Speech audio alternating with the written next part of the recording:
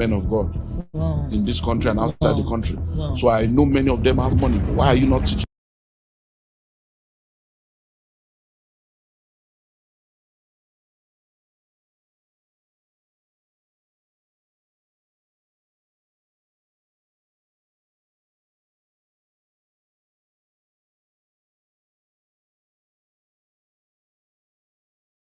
these things? So as far as I'm concerned,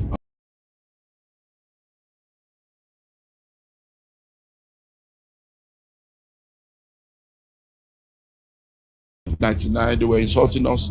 We are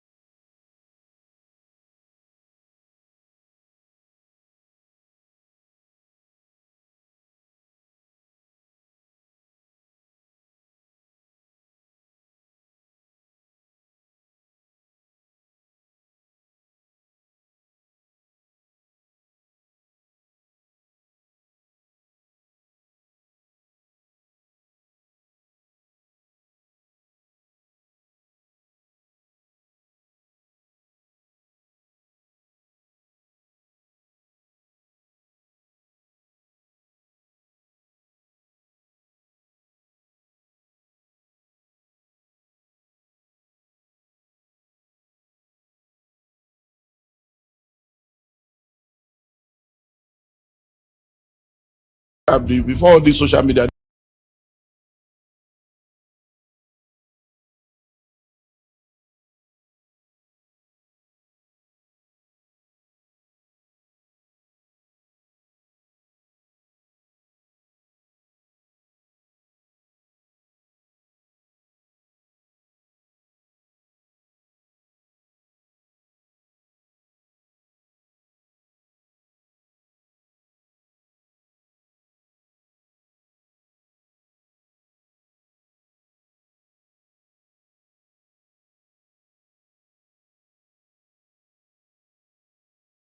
They don't insult us, city people, and call me on. In those days, with Lagos Weekend, we have all kinds of funny magazines that used to be raining.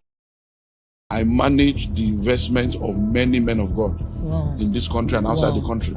So I know many of them have money. Why are you not teaching these things? So as far as I'm concerned, for me, when I came out then, 98, 99, they were insulting us. We are before all this social media, they don't insult us, city people, and call me on. In those days, with Lagos Weekend, we have all kinds of funny magazines that used to be raining in those days that they were talking about because they say we are motivational speaker. The world has become church. The church has become world. Common sense make common men. They were insulting us. They were motivational speakers. They were not preaching Bible. So it's not. But today now, many of the things we were saying in the 90s, everybody has woken up now. They're waiting for tithe and offering to take care of yourself. That's nonsense. Which is certainly not enough. For what? Yes, so you're expecting people to tithe and offering to take care of you and your family? And you see a lot of people that were in ministry then, their children don't serve God because they saw their parents do the work of God, and it seemed as if God was using their parents and God abandoned their parents, but it was just lack of understanding and balance. So we need balance. So nobody is saying you should not be a full-time pastor if God is calling you. I'm a full-time minister. I bought my first plot of land in 1998, and that began the journey into real estate. It made me to realize some things about rich and wealthy people. I realized that every rich and wealthy individual on earth, number one, they do not work for anybody, they work for themselves. Yes. They don't depend on salary. Yes. Number two, they don't have one source of income, they have multiple streams of income. Number three, they had all their money tied down in real estate.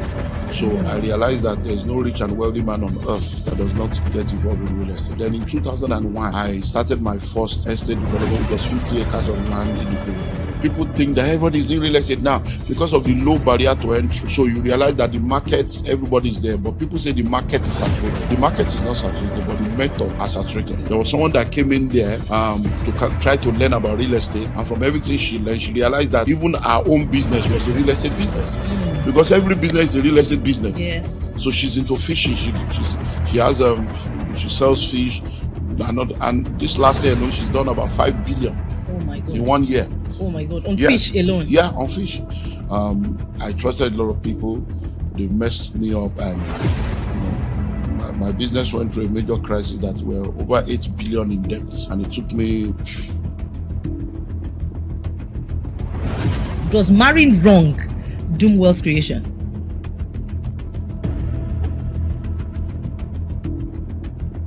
Hello, everyone. Welcome to another edition of Ask the Guru, the Real Estate Edition. And today we will be focusing on mentorship. My name is Rita Okosa. And if you have been watching us, if you have been watching us constantly and you're watching us for the first time, please do not forget to turn on your subscription button. Follow us on our social media handles and do not forget to like, share, and comment on our posts at my Cstv Global. All right, this morning I have with me in the studio the common sense guru himself, Dr. Olumide Emmanuel. Welcome to the show this morning, sir. Yes, so if you like say you people, you'll be paying in dollars now. So I have to be charging people money for this one that people will just be bringing me out every time. We can't even pay you, sir. Even if you decide to charge us in dollars, what you have is not what we can pay for. It's a privilege to have you on set this morning, It's nice sir. to be here. So, Good to have you here, sir. So I think it's Happy New Year. Well, the year is moving on already, but for many of you, yes. Happy New Year to you all. Happy New Year, sir. Happy New Year, sir.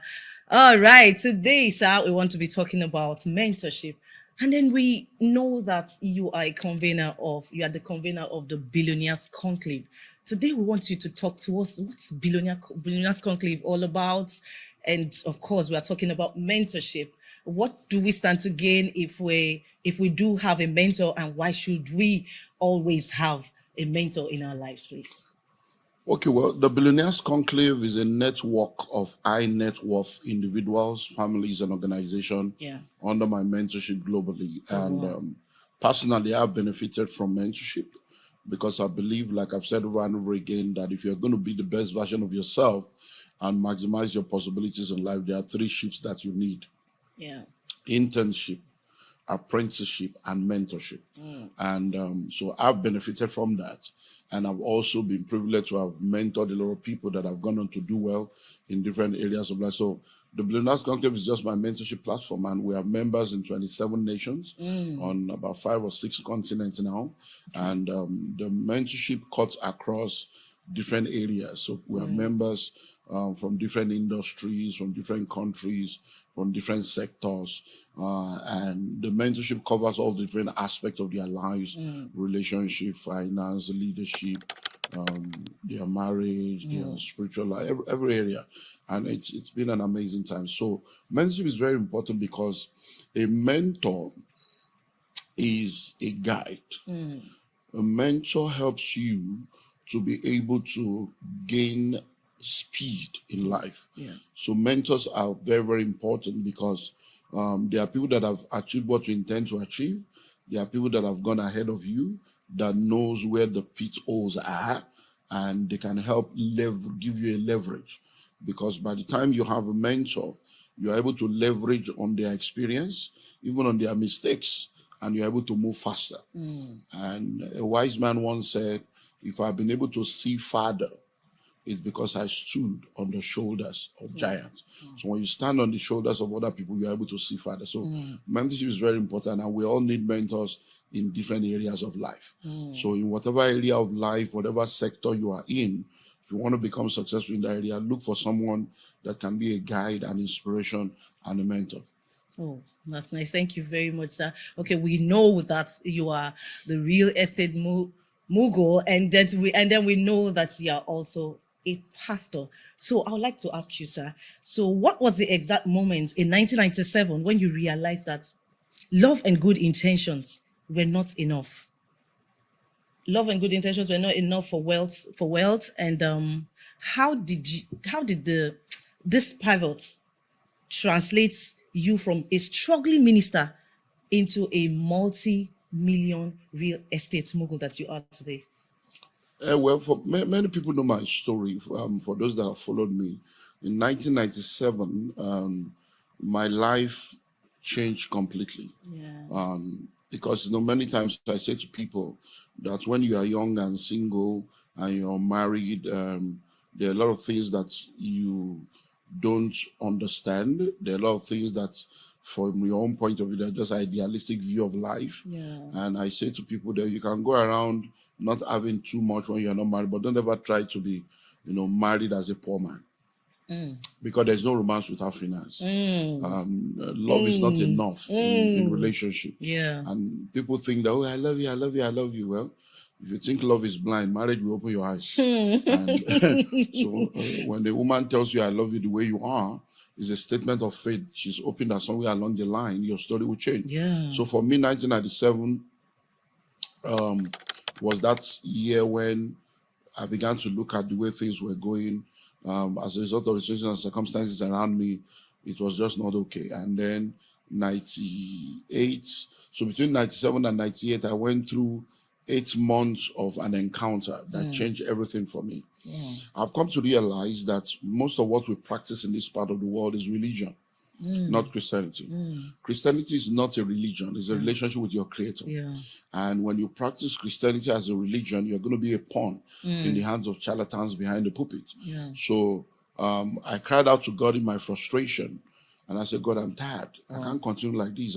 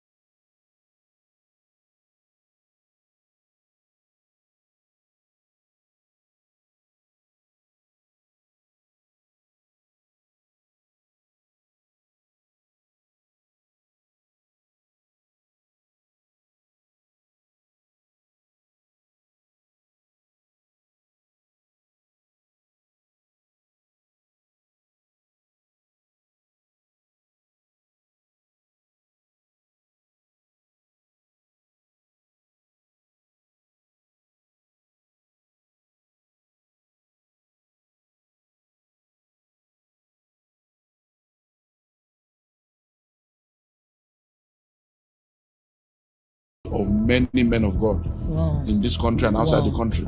So I know many of them have money. Why are you not teaching these things? So as far as I'm concerned, going as a result of the situations and circumstances around me, it's 2024, 2025, which was an 8 months journey. That journey had 4 different, areas that I had to go through. And everything I went through, I put in my book, The Pathway to Wealth. And that book was released in 2006. And I actually just released the, updated and revised version after 21 years. I released that because I wrote the book in 2005, released it in 2006, and now we release the updated version. So one thing he showed me was to take me from Genesis to Revelation and deliver me from religion by showing me his mind and his kingdom agenda for us. And then number 2, he asked me to go forward and study the lives of rich and wealthy individuals and families all over the earth and to find out what made them rich and wealthy. And when I did that, I realized that, wow, principles are universal. Everyone that became rich doing the same thing, practicing the same principle. And I'm okay. And these principles have been there in the Bible. So I realized that success leaves clues. And if you know better, you do better. And I began to practice those things. And in less than 4 years, there was a turnaround. And it became a mandate. Go teach my people wealth creation. So beginning from my primary constituency, the church, I began to teach people on biblical economics and wealth creation. And that's translated to being a blessing to the world. And we're still doing that. Oh, wow. That's a great one. Thank you for sharing your experience with us. All right. So you say to get rich, you don't rely on salary to get rich. So what's the one side hustle strategy from your common sense empire that pros can actually steal to multiply streams of income? Well, few things. Number one, when people talk about hustle or hustling or whatever, I think it's just a way of saying that they are struggling. Because as far as I'm concerned, that's not what you should be doing. Well, when it comes to the subject of salary and all the stuff, there's nothing wrong in salary. but salary alone cannot make you rich and wealthy. I read a book that was, I went on a tour, 2 global tours, I think last year on that, 2024, 2025. I went on another tour on how to create wealth as a career person. Yeah. Because you can be an entrepreneur or you can be an intrapreneur. So a lot of people are poor because they don't know how to create wealth. So if you're a salary earner, you must understand that salary alone cannot help you to become wealthy. Yeah. Salary can become a tool for you to have money to invest. So you need to go beyond salary to investment. And so there are basic laws that guide wealth creation. Number 1 is the law of financial intelligence. Number 2 is the law of delayed gratification. Number 3 is the law of asset acquisition. Number 4 is the law of cash flow. Number 5 is the law of multiple streams of income. So you need to understand all these different laws and apply them, and then you're going to do well. Wow. So good to hear all of that. So let's talk about GREEB now. What is GREEB? And what should we be expecting? What is GREEB? We want to know everything about GREEB. I bought my first plot of land in 1998. Right. And that began the journey into real estate. And so since that encounter I spoke about made me to realize some things about rich and wealthy people. I realized that every rich and wealthy individual on earth, number 1, they do not work for anybody, they work for themselves. Yes. They don't depend on salary. Yes. Number 2, they don't have one source of income. They have multiple streams of income. Number 3, they had all their money tied down in real estate. So I realized that there is no rich and wealthy man on earth that does not get involved in real estate.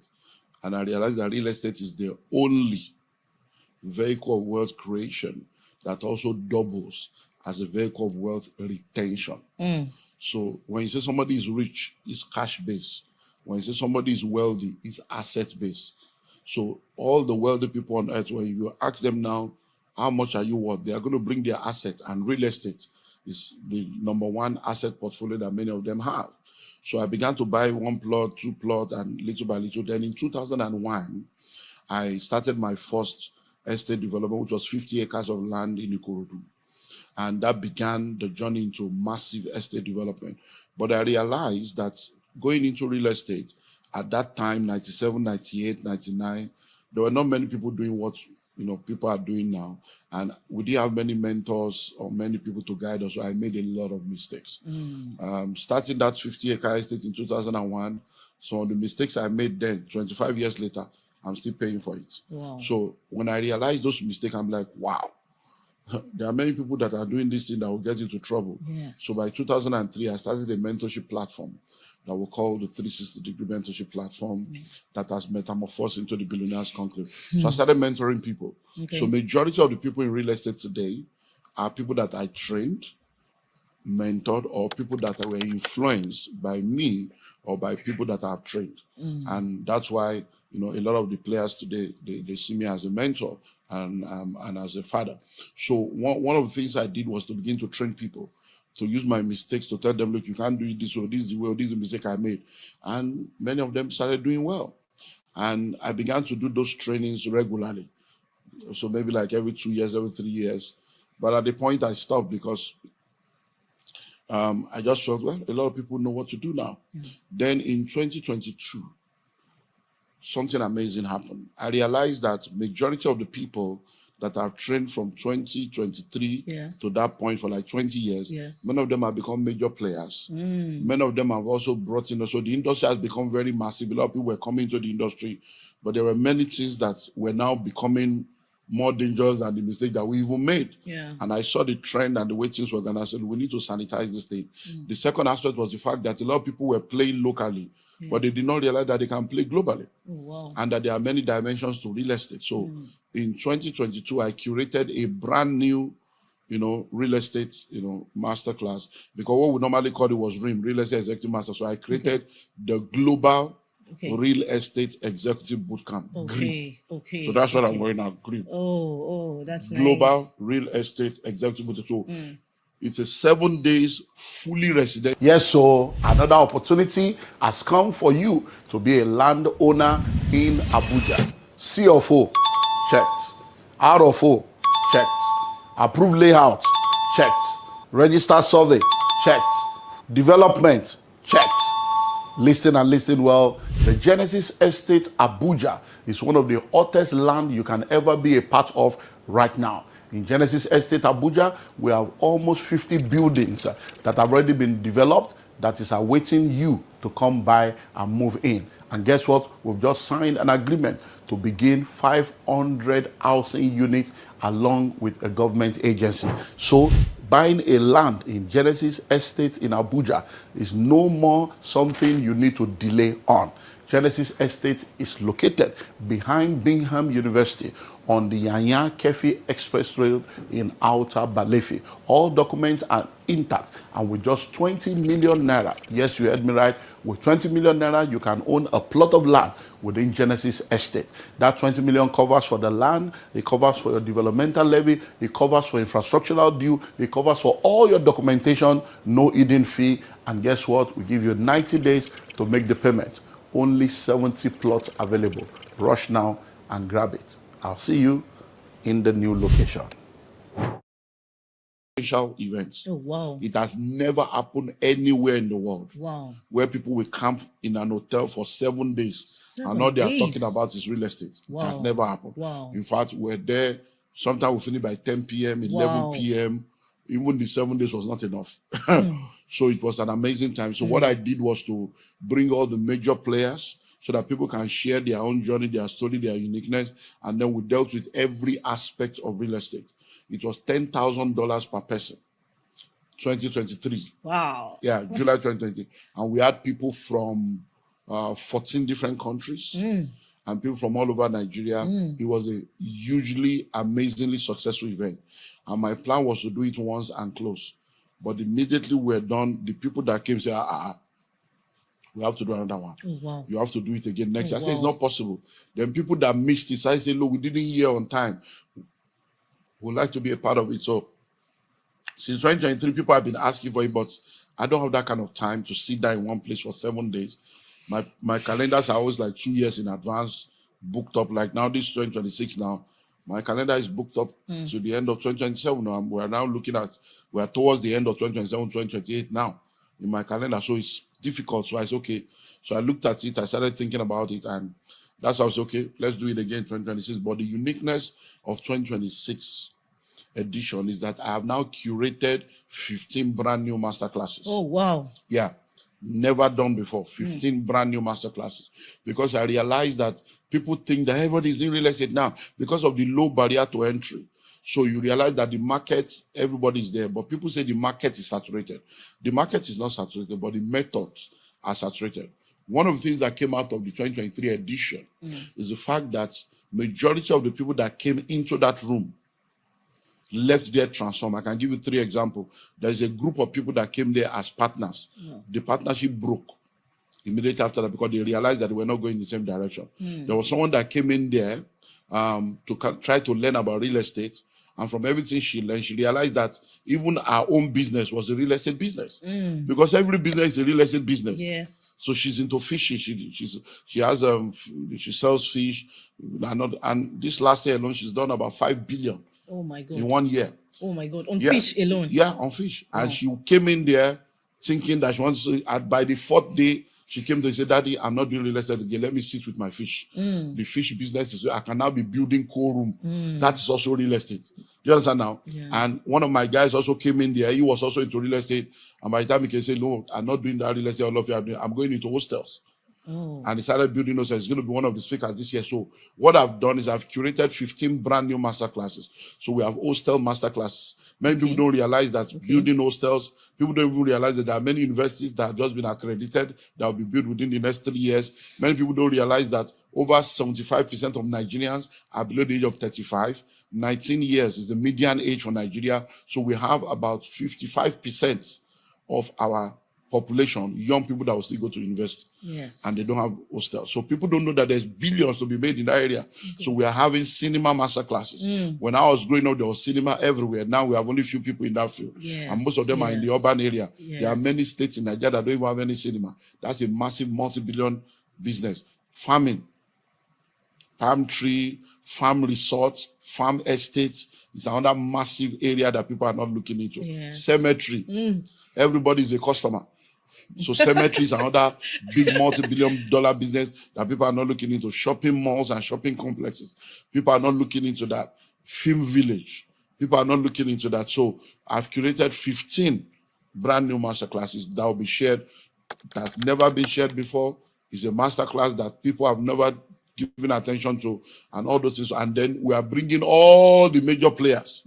So for cemetery now, we have Ebony, Vault, and Casket. They are the number one in the country. For cinema, we are bringing Kene Film One. They are the, so we are bringing the major player. For the hostel, we are bringing Ashimolo. For farming, so we are bringing the major players. For we're going to be talking about resorts.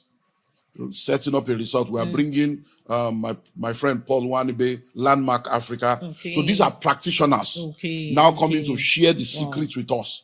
So that's why it's an event that nobody should miss. And it's coming up from the 5th to the 12th of July. 7 days, fully residential. Okay, so when you said that you have 15 brand new topics, so this means that those that have attended before can still participate. No, they're already coming. Oh, really? Oh, everyone that came the last time, wow. About 70% of them have already registered to come back. That's a great one. No, but they are coming back because they saw the value. Now listen, over 80% of those that came in 2023 are already doing turnover in billions. Yeah, billions in 3 years. So these are not, these are fact verifiable. If you go back to, I brought all of them. They've all done Ask the Guru. We did some sessions together last year. Okay. So people can go and watch their session. Okay. The GREEB Fortis, we did part 1, part 2, part 3. They all came to share their testimony by themselves. So these are things that happen within 3 years. So they are all coming back. They are paying, they are coming back. Okay, so many high professionals actually attend GREEB. So what's the biggest mind shift? What really helps that to move them into making wealth? Like what's the biggest mindset that actually moves them into making wealth from their usual profession? Like some accountants be like, I'm an accountant, I want to remain here. But we see that all of these ones are coming from all walks of life. So what's the biggest mind shift? It's just to get this. If you know better, you do better. I said earlier on that real estate every business is a real estate business. Once they come into a training like GREEB, they realize that because people think I'm not into real estate. Every business is a real estate business. You're an accountant, you have office, it's real estate. You go to bank to put money, bank is real estate. You understand now? You say I'm into hospitality, hotel is real estate, restaurants is real estate, I'm a medical doctor, hospital is real estate. Pharmacy, your pharmacy is real estate. You understand? The mortuary is real estate. You say I'm a pastor, church is real estate. You say I'm a politician, your parliament house is real estate. You say I'm into transport, the road you are passing is real estate. The park where you park is real estate. Airport is real estate. Seaport is real estate. You say I'm into IT, where you have your tank farm is real estate. So every business is real estate business. So if you are not in real estate, you are not in business. So by the time they come, they are like, wow, okay. And then it just opened their mind to new possibilities. And they realize that real estate is something you can do without it affecting your primary job. So when you were talking, you said, you mentioned symmetry, and you said everybody's a customer. Yeah, everybody's a customer now. Okay, so what makes this cemetery and burial real estate? What makes it such a strong long term in Nigeria? And how do you think people should start? Everybody's a customer. Everybody will die. Where will they bury you? For instance, now in Lagos, it is illegal to bury people in their houses. Now, if you go to a place like Ibadan, one of the number one city in West Africa, first radio station, first tallest building, first TV station, first whatever, Ibadan or your state is supposed to be like the Manhattan or like the Singapore of Nigeria. But one of the major reasons why Ibadan could not develop is because when you go to the skyline of Ibadan, when you are in a flight and you look down or you take a drone, almost all the old houses have burial ground. People bury their father, their grandfather, their grandmother in those houses. So there cannot be room for urbanization. So Lagos, since the days of, I think it was Fashola season or thereabout, that they stopped, you cannot bury somebody inside your house. Now, that shows that in Lagos, burial ground is something that people need to look at. And it's the same in many states. So everybody is a customer. So everybody will be buried. And when you talk about burial, you realize that there are many aspects in that, but there are about 14 different money-making aspects of that value chain that people don't know. Some people are just selling the casket. Some people are renting out the air. Some people are renting the clothes. Some people are the musician. Some people just have the mortuary. Some people have the cemetery. Some people have the incinerator. So it's all kinds. So there is so much that can be done in that area because everybody is a customer. Yes, sir. So when you were talking, you talked about a woman who, after she attended one of the sessions, she made up her mind to just stick to the business. Okay, so now we know that a lot of women are in real estate right now. Most of them are basing on the short leads, and others are developers. I want you to tell us, sir, what exactly is their anchor? What's the practical strategy they used in gaining foots in that part of real estate, sir? The short list, the developing, it's knowledge. You see, when in real estate, you can be a realtor, you can be a developer, you can be an investor, you can be a regulator. And then when you come into the field and you learn, one of the things we show people is to show them all the different possibilities in real estate. For instance, in this GREEB now, we have 72 different modules that will be taking place in those 7 days and 45 speakers. Okay. So it's something, it's not a joke. Now, when people come and see the different areas and they relate what they have learned with who they are and their experience and their track record, they're able to say, okay, you know what, I think I should just stay in this area and just sit down here. And that's what has happened. So some people are just realtors and they are doing well. Some people are just into short-let and they are doing well. Some people have decided to say, okay, you know what, let me just stay with farming or resort and they are doing well. Some people are into, so it's knowledge that makes it happen. When you have the knowledge, you are able to now see the different areas and you are able to now know where to stand. And one of the things that helps us is for everybody that comes for our event, we connected them to 1 year mentorship. So when you come for GREEB, there's a 1 year mentorship attached to that group. So people that are coming for GREEB now, for instance, you are going to get those 7 days fully residential with 45 speakers, 72 topics. We're going to be giving you manuals and stuff that are 12 million naira worth of inventory of manuals. So the one we did in 2023 that people pay $10,000 for, you will get it. Okay. So you're going to get the entire manual, the entire PowerPoint, the entire video, everything for 2023, you will get it. Okay. Then we're going to give you all the master plan for Lagos and Abuja. We're going to give you the 30-year master plan of Lagos State. So all the materials you will get is 12 million, materials alone. Then for everybody that comes, we're going to be having 1 year mentorship. So I will mentor you for 1 year. Okay. Which is already another $10,000 alone for just the mentorship for 1 year. Then we're going to now give you 300 million naira worth of inventory. Okay. Yeah. When we did it in 2023, we gave everybody 5 acres each to go and use to practice because so that they can make their money back. Some people made their money back within the 1 week. Some make it back within 30 days after the event. So what we have done is we're going to give you 300 million. So we're giving out 30 billion naira worth of real estate to everybody that will come. So we're going to be giving you 300 million. So that 300 million naira worth of inventory, you can now use it to practice what we have taught you. And when you're able to sell, you get 10% of all that you sell. So by the time you sell 300 million, you get 30 million. So, okay, so if in 2023 the attendees paid $10,000, this year they are paying it's 50 million. 50 million. 50 million. Yeah, it's 50 million. 50 million naira. There's no slash. It's 50 million. 50 million. Between 2023 and now, things have changed. The economy, because hotel alone per night, they should go and find out from themselves. Sheraton Hotel, how much is 1 night? So by the time you are paying 550,000 a night for an hotel times 7, we're giving 550 times 7. You already see that's already like 4 million for the room. You're going to be eating. So that's already like every day is like 100,000. So that's 700,000 for you again. That's already like 5 million. We're giving you materials of 12 million. That's already 17 million. You understand now? Yes. And then 1 year mentorship is there. Then facilitators, 45 people are coming to speak. They'll be paid. Renting the hall itself for 7 days. So, and then we have it. So it's just, so what we can do is, I don't know when people will be watching this. Okay. So what I can do, I hope I will not shoot myself in the leg.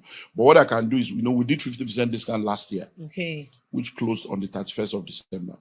So people have taken advantage of that. Yeah. So what I can do is to extend that. So if anybody is able to register and make payments, I will extend the 50% discount to the 1st of April. Oh wow, that's a great one, sir. Yeah, 1st of April. That's a good one. So first of all, so if they are hearing us right now, the way to qualify is to contact us and register and pay a minimum of 5 million. To hold down the slots. To hold down the slots. All right. But that 5 million will be non-refundable.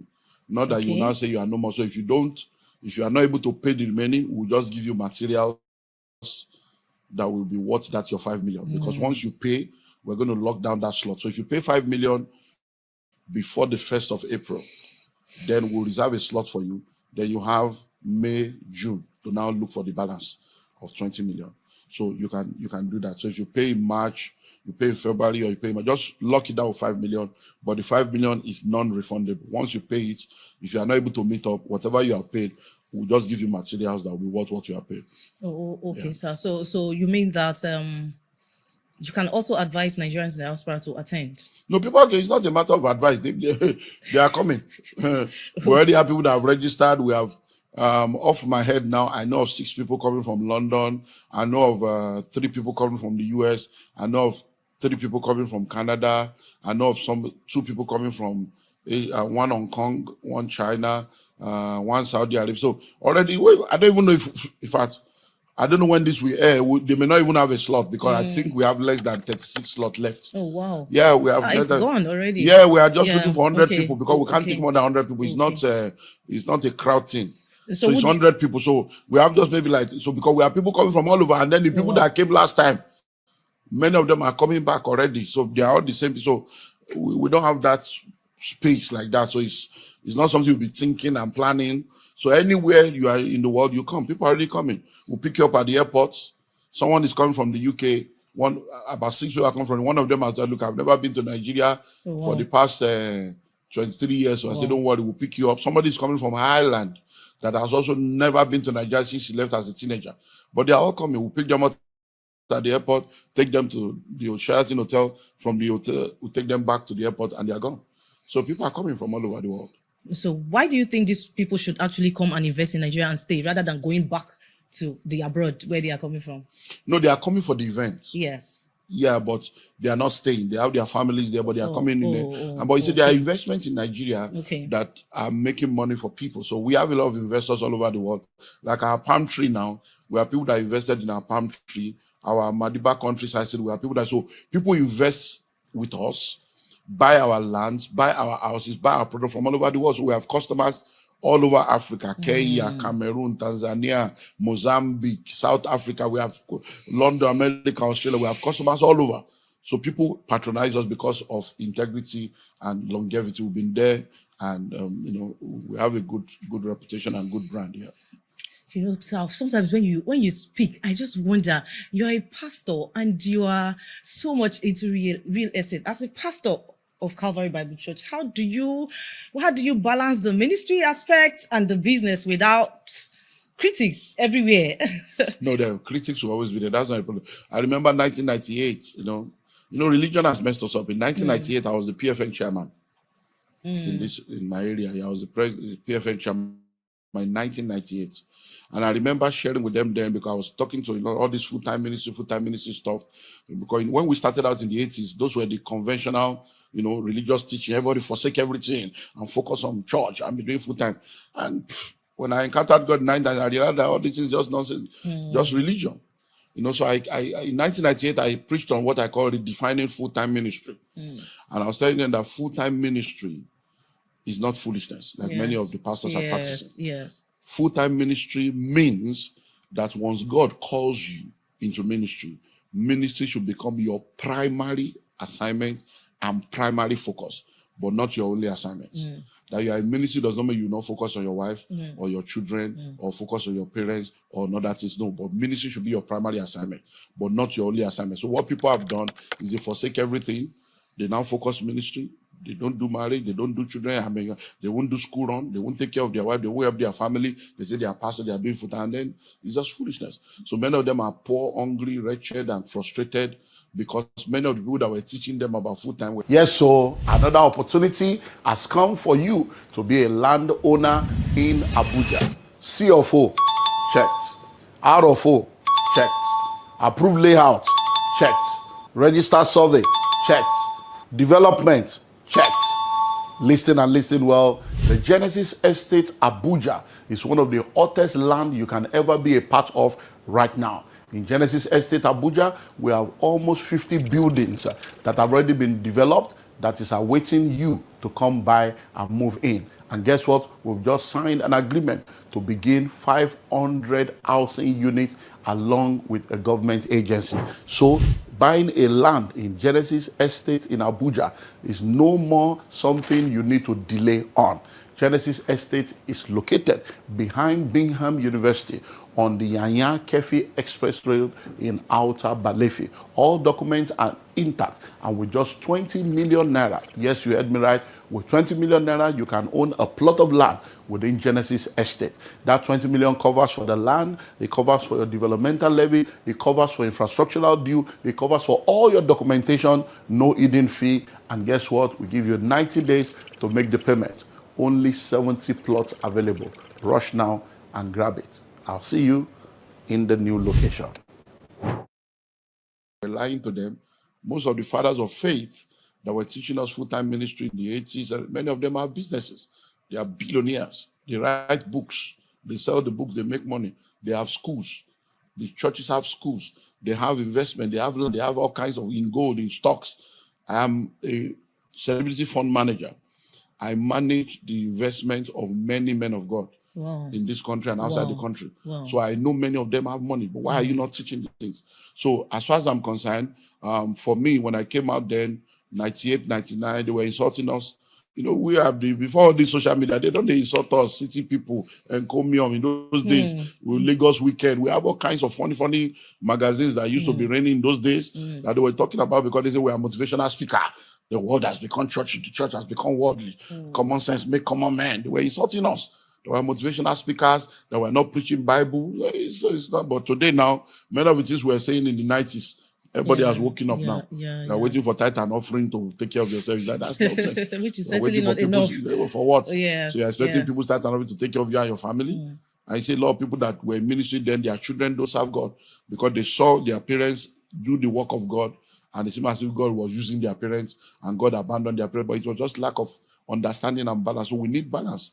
So nobody is saying you should not be a full-time pastor if God is calling you. I'm a full-time minister and I'm a full-time businessman. It just means that I put ministry first. And the way I do it is system and structures. That's all.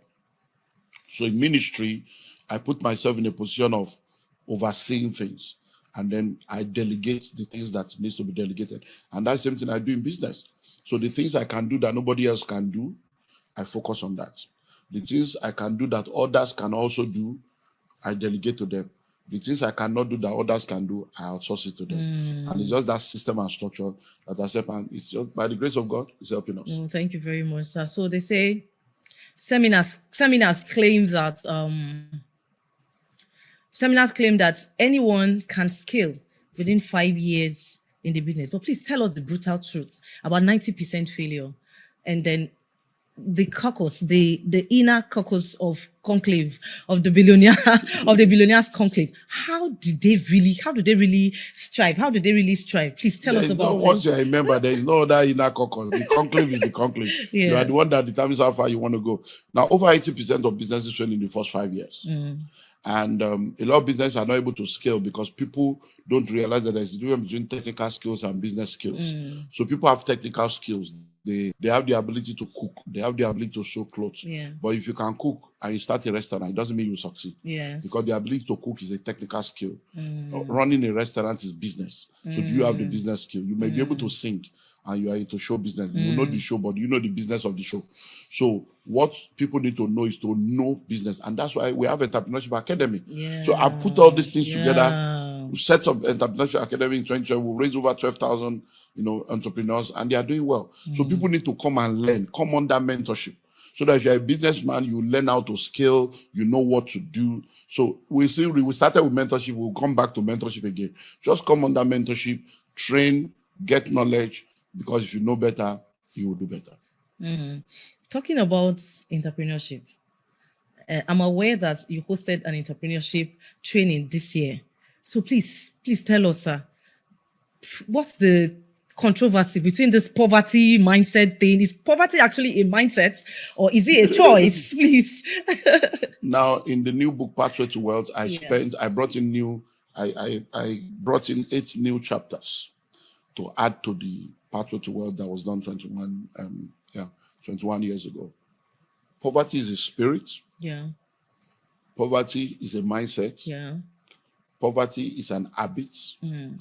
Poverty is a lifestyle. Mm. Poverty is a state. Mm. So there are dimensions of poverty. Mm. So when you see someone that is poor, the first thing you see is the state of poverty, which is a state of lack, hardship, and insufficiency. Mm. But that is the fruit. There is a root. The root is either a spiritual dysfunction or a mental dysfunction. Mm. So for many people, if they come in contact with church and they come from the religious part, they will tell them it's a demon. It's the altar of your father's house. Let's destroy the spirit of poverty, which is okay. There's a part to that. But once the spirit is destroyed, what next? Because the spirit of poverty is not omnipresent. Mm. It's not omniscient. And it's not omnipotent. It's a spirit. It's not everywhere. It's not God. Yeah. So that means that what the spirit of poverty does is that when the spirit of poverty comes into the life of a man, he installs software and programs. That is the poverty mindset. So even after you have prayed for someone and they have been delivered from the spirit has gone. You have cast out the devil. But there is the software that is the program that runs their life. That is the mindset. So it is that mindset of poverty that now makes people to begin to, do things they are not supposed to do. They don't save, they don't learn, they believe they have wrong mindset. That is what now leads them into poverty attracting habits that now leads to a lifestyle that now keeps them poor. So there are dimensions to these things. Yeah. Wow. It's been a wonderful session with you. But lastly, sir, we want you to share with us what's the most painful business flop you endured and common sense lessons that saved your empire. Can you please share with us? That's another masterclass on this one. Well, not really. It's a lot. I would say, but let me just say that one of the major mistakes I've made in life when it comes to business is believing that I can trust people, the way I'm trustworthy, because I'm a very loyal, trustworthy person. Integrity is just, when I tell you A is A. And that's where I've lived my life. So I just thought that, especially when they are Christians, when somebody say they are Christian like this, so I trust implicitly. And I now realize that I needed to balance that also. So we use the word cautiously optimistic. So now I still trust people, but I now have a caveat of making sure that I don't let down my guards to a level where people will mess me up, because I trusted a lot of people.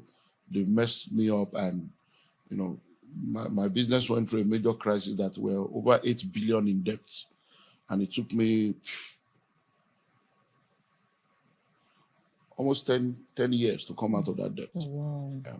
Oh, wow. So it's just trusting people, and people just do a lot of stuff, and so people are wonderful.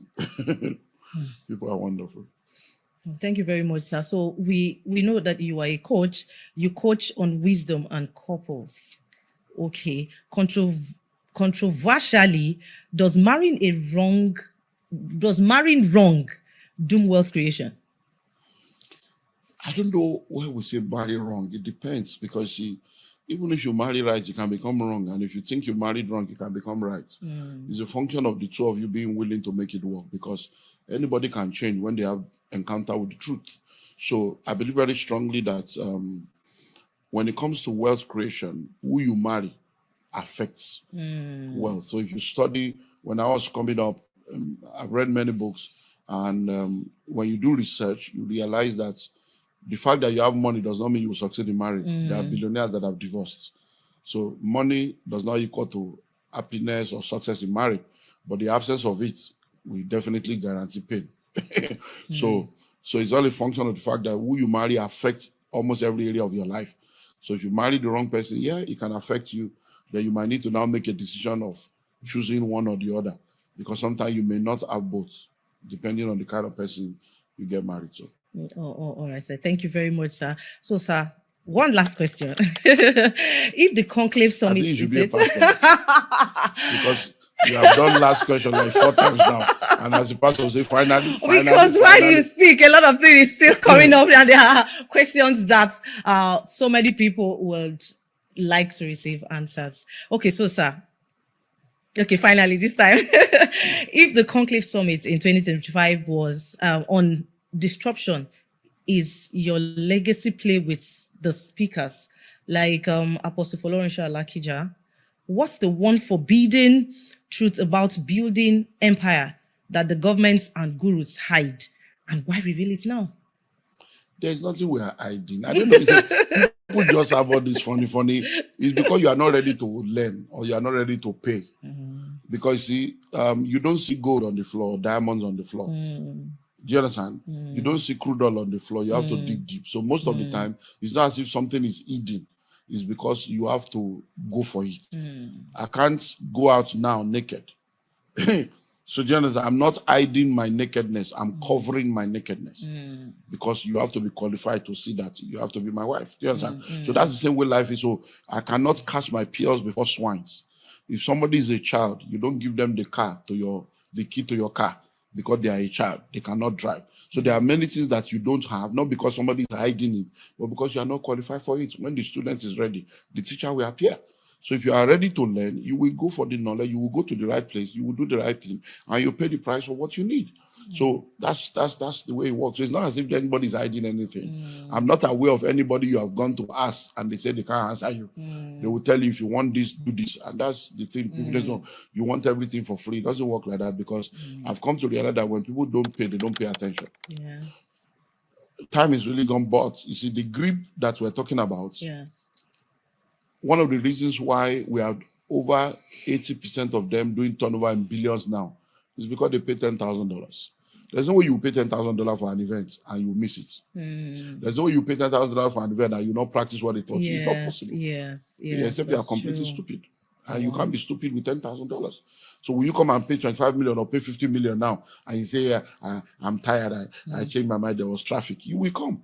Even if your wife is in labor, you say, babe, this is where I'm going for that meeting. So because people don't pay, whenever they get things cheaply and easily, the grace, the impetus to do something with it is very low. So, and what I would do is, our conclave summit for this year is coming up in March. Like I said, okay. I don't know if and when this will be aired for people to see, but anybody that is coming for the GREEB, yes, please. If they are able to pay 100%, I've given them 25% and 50% discount. Yes, please. To pay 25 million. Yes. So what I will now do is, anybody that is able to pay that 25 million upfront. Yes. Before the 1st of March. Okay. Depending on when you are showing this. So it may be gone, you may be hearing late. So anybody that can pay the entire 25 million, yes, which is the 50% before the 1st of March, then I will now allow them to come for the conclave summit absolutely free. Oh, wow. So that's Friday the 6th and Saturday the 7th of March. 2 days fully residential at Marriott. That one alone is $3,000, but you will now come for free. Oh, wow. Yeah. This has to be aired soonest. This has to be aired so that people can actually come on board. Thank you very much, sir. Thank you for sharing your wealth of knowledge with us. So if you are joining us for the first time, or you have been constantly watching us, this is mentorship that we are talking about, that people pay for. You have gotten it on the platter of gold. Please do not forget to subscribe to our channel, and don't forget to click on your subscription button. Follow us on our social medias, all our social media handles at MyCSTV Global. Till we come your way again, I remain Rita Okosa. Thank you very much. See you on the next episode. Thank you, sir. Thanks for having me. Yes, so another opportunity has come for you to be a landowner in Abuja. C of O, checked. R of O, checked. Approved layout, checked. Register survey, checked. Development, checked. Listen and listen well. The Genesis Estate Abuja is one of the hottest land you can ever be a part of right now. In Genesis Estate Abuja, we have almost 50 buildings that have already been developed that is awaiting you to come by and move in. And guess what? We've just signed an agreement to begin 500 housing units along with a government agency. So buying a land in Genesis Estate in Abuja is no more something you need to delay on. Genesis Estate is located behind Bingham University on the Yanya Kefi Express Road in Outer Balefi. All documents are intact, and with just 20 million naira, yes, you heard me right, with 20 million naira, you can own a plot of land within Genesis Estate. That 20 million covers for the land, it covers for your developmental levy, it covers for infrastructural due, it covers for all your documentation, no hidden fee, and guess what? We give you 90 days to make the payment. Only 70 plots available. Rush now and grab it. I'll see you in the new location. Hello out there. When the School of Money book was published and released in 2012, little did I know that it was going to become a global bestseller that would turn the lives of millions of people around. Since 2012, the book has not just gone on to become a bestseller, it has become a daily radio program, it has become a weekly TV program, it has become an entrepreneurship academy that has graduated thousands of people since 2012. And now, in the year 2026, the School of Money University is now live. Yeah, that's the bank. So you need to join the School of Money University. So if you're listening to me anywhere in the world, distance is no more a barrier.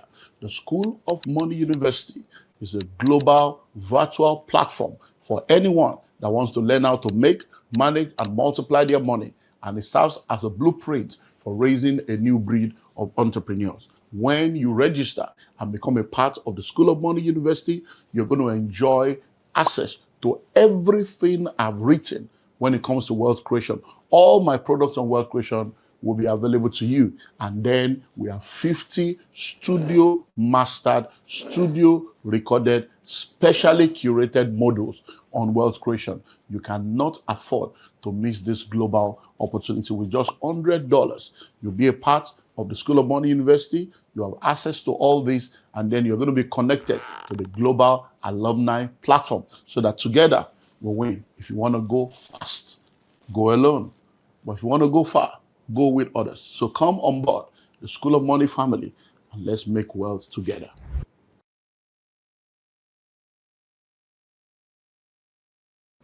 Hello out there. I know you probably heard that over 80% of businesses that are started fail within the first 5 years. But have you ever found out the reason why? Well, one of the reasons why a lot of businesses fail within the first 5 years is because a lot of people go into business as a young desire to see their passion become a reality. Some go into business because they just want to survive. They just want to make ends meet. A lot of people go into business because they have technical skills and they want to turn their skills into business. But many of them do not realize that without business skills, you will not be able to do well in business. And that's why in 2012, we launched the Entrepreneurship Academy. The Entrepreneurship Academy was put together to raise a new breed of entrepreneurs and create a platform where interested individuals can come into a family, into a tribe where they are trained, they are equipped, and they are mentored to become world-class entrepreneurs. Within the last few years, since 2012, we have trained thousands of people. Hundreds of them are doing amazingly well in business, and some of them have become multi-billionaires with proofs to show. If you're listening to me right now, you are in business or you like to go into business, I want to invite you to take advantage of the global platform that we have made available to you to go through the Entrepreneurship Academy online. It's now global and it's virtual. You don't need to spend 9 months in a business school or spend 1 year in an MBA. You can have your own MBA right on your fingertip or right on your tablet in the comfort of your home or the comfort of your office. So register now. Click the link on the screen and be a part of the Entrepreneurship Academy. You know the amazing thing? Once you're through, you're going to be a part of the global mentorship platform. And together, we'll move from glory to glory. Welcome to the next chapter of your life. Have you heard of GREEB 2026? This is not a public training, it's a private room where serious-minded, intelligent, and intentional individuals, families, and organizations are coming together to learn what they need to learn in order to win where they need to win. There are things that people do in secret that makes them to shine in the open. And if you become a part of this room, then you'll be ready to shine in the world of real estate and become a major player. If you understand this message, you will know that this is for you. Join us now.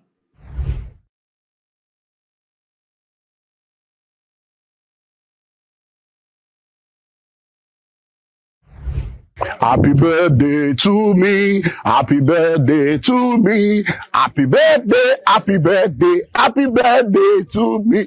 If you don't celebrate me, I celebrate myself. Hello, I'm Dr. Olumide Emmanuel. In the last 3 years, I've always had the opportunity to be a blessing to people through what we call the birthday promo. And I'm happy to announce to you that the birthday promo for 2026 is here from the 1st of May all the way to the 31st of May.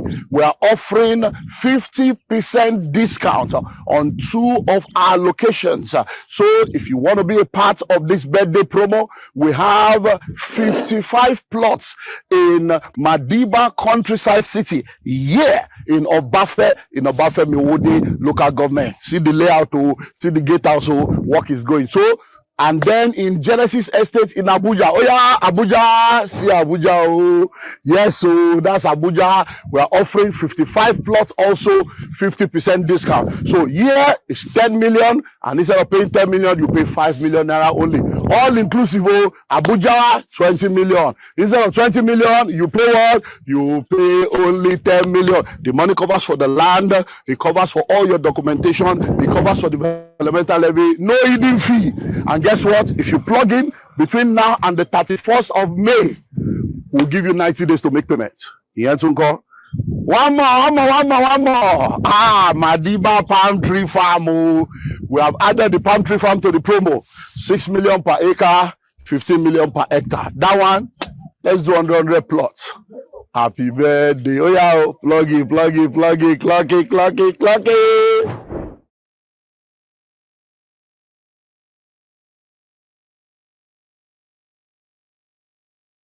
Yes, it's the 1st of May 2026, and this is the best month of the year because this month on the 20th of May will be my birthday. And as my custom is in the last few years, I have good news for you. So I say congratulations to you because between the 1st of May and the 30th of May, you have an opportunity to plug into the 50% promo in our Genesis Estate Abuja. Yes, you heard me right. 50% birthday promo. So instead of 20 million, you pay just 10 million naira. With 10 million naira, you have a plot of land. It covers for all your documentation, covers for developmental and infrastructural due, no extra payment, and you'll be allocated immediately you complete your payment. Listen well, we have just 50 plots available for this birthday promo. So you have this month of May to plug in, and we'll give you 90 days to complete payment, but your first deposit must come in this month.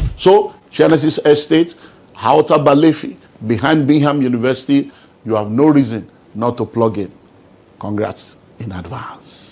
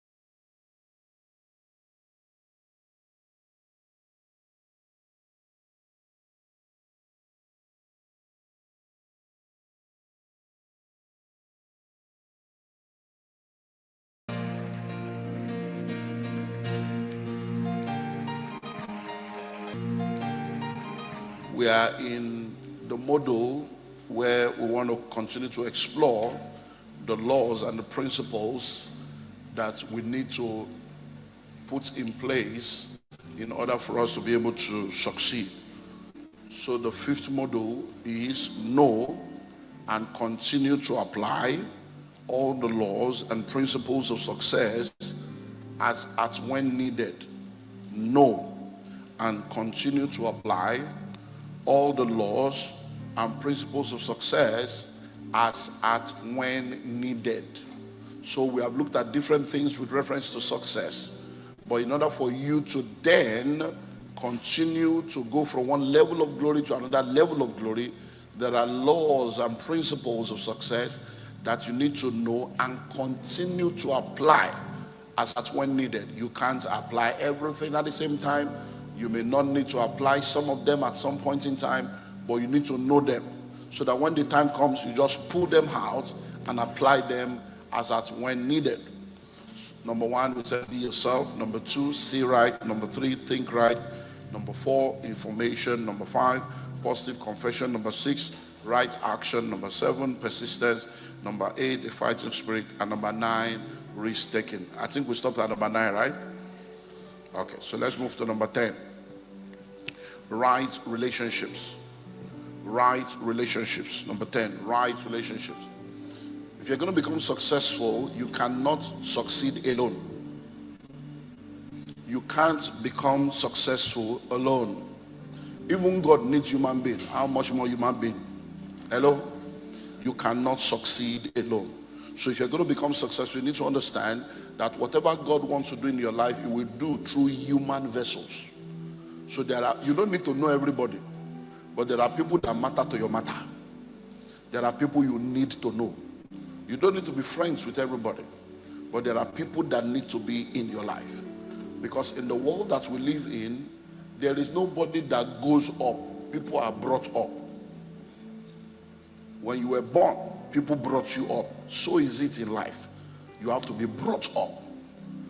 There are gatekeepers. There are people that man different gates in different sectors. There are power brokers. There are people that determines who goes in and who goes out in different areas of life. So when God wants to bless you, He introduces people into your life. When the enemy also wants to destroy your life, He introduces people into your life.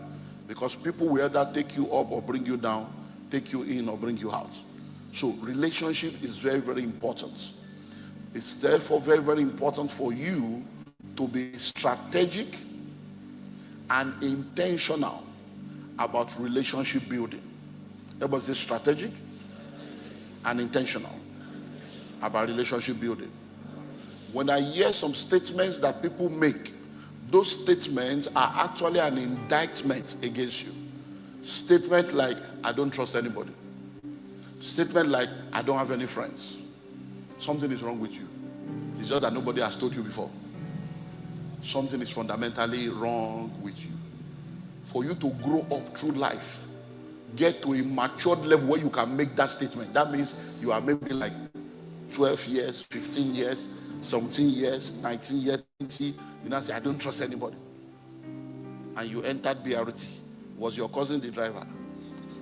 You entered a plane. Was your sister the pilot? So when we make statements like, I don't trust anybody, it's a trauma statement. It's a statement of trauma. It's not a statement of wisdom. It's a sign that something has gone wrong somewhere and you are speaking from the place of hurt and pain without thinking through. I don't trust anybody. We just make statements anyhow. You don't trust anybody. Now you came to church, you sat down. Are you sure they didn't put pin on the chair so that as you sit down, the pin will just shook you? I don't trust anybody. Say, I don't have any friend. How can you spend 25 years, a quarter of a century, nearly a year, say you don't have any friends? You did primary school, you did secondary school, you lived on your streets, you went through life, you don't have any friend. Hello? Whenever you meet people like that, don't marry them. It's terrible. Because that means they can't keep a relationship. Hello? I don't have any friend. So there are people that you need in your life. So you have to be intentional and strategic. You don't need everybody. There are people, when you look at the ministry of Jesus, Jesus had the crowd. So there are people in your life that are crowd. You still need them. They have their own place. Hello? But apart from the crowd, Jesus had the 70. Apart from the 70, he had the 12. Even amongst the 12, he had the 3. Then among the 3, he had 1. So the reason why many of us are hurt is because The people that are supposed to be sitting in gallery, we give them VIP sitting. The people that are supposed to be in the 70 of your life, you brought them into the Trinity of your life. And they now had to hurt you because they gained access to information that is beyond their capacity to handle. Hello? Hello? So you need to sit down and look into your life. There are 4 sets of people in the life of every individual. 2 of them are positive, 2 of them are negative. The positive ones are called additions and multiplications. Additions and multiplications are people that come into your life. Their presence into your life will always add to you. They will add knowledge, they will add wisdom, they will add encouragement, they will add prayer, they will add grace, they will add connection, they will add support. So you need additions in your life. So you need to be able to strategically check, is this one going to add to me or subtract from me? Then you have people that are multipliers. An encounter with them can change your destiny. An encounter with them can turn things around. What takes people years to get, just connecting with them can bring it into your life in hours or days or weeks. They are multipliers. Unfortunately, there are not many of them. But the negative ones are plenty. Number 1, the subtractors. Subtractors. And let me tell you something. When I say be strategic and be intentional, this information is very important to help you do that. Who are subtractors? There are people that every time you meet them, they are always subtracting something from you. Don't wait until big things happen. Somebody sees you, they have not even greeted you, say, what did you wear? At least greet me first. Good morning, how you doing? This cloth, you know that this person is a potential danger in your life. They subtract your joy, they subtract your confidence, they subtract your peace, they subtract your self-esteem. After a while, you'll be doubting yourself. Subtractions. Then there are divisions. But you never encounter them. Those are the people that rape your destiny. They rape you of destiny. If you encounter division, what they will do in your life, it can take months or years to recover. Sometimes you may never recover. So when it comes to relationship, you have to be strategic and intentional. And that's why I've told you, every December, check your phone from A to Z. Begin to check. A whole year has gone. This one, how far? This one, how far? This one, how far? If you realize that these people that you have put their number on your phone are not useful to your destiny, they are not adding to you, they are subtracted, delete them, block them. Hello? That's the same way I say you should go home now, go and check your wardrobe. There are some clothes that should go. Because every time you wear it, it's a reflection of where you are coming from. It's not reflecting where you are going to. And God is trying to remove it. Did you not hear our sister's testimony that she was wearing big clothes? It's not a fashion. It was to acclimatize to a challenge. But now that the challenge is gone, clothes don't change. Your clothes will change. My God will crown you with glory. So there are some clothes you are wearing that is hindering your glory. Hello? Because it gives a different picture of who you are. It has a different aura. And the level God wants to take you to, you need to go and clear your wardrobe so that new one can come. Hello, somebody. So number 1 is what? Right relationship. Right relationship. So, and listen well. One thing I've discovered, I've said it over and over again, there are 3 shifts that you need in life. Number 1, internship. Number 2, apprenticeship. Number 3, mentorship.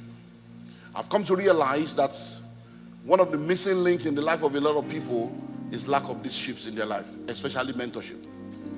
Because of the mistakes you are making, you don't need to make it. You don't. Especially when you are in a church like this. You can't be foolish in the house of wisdom. It's an error.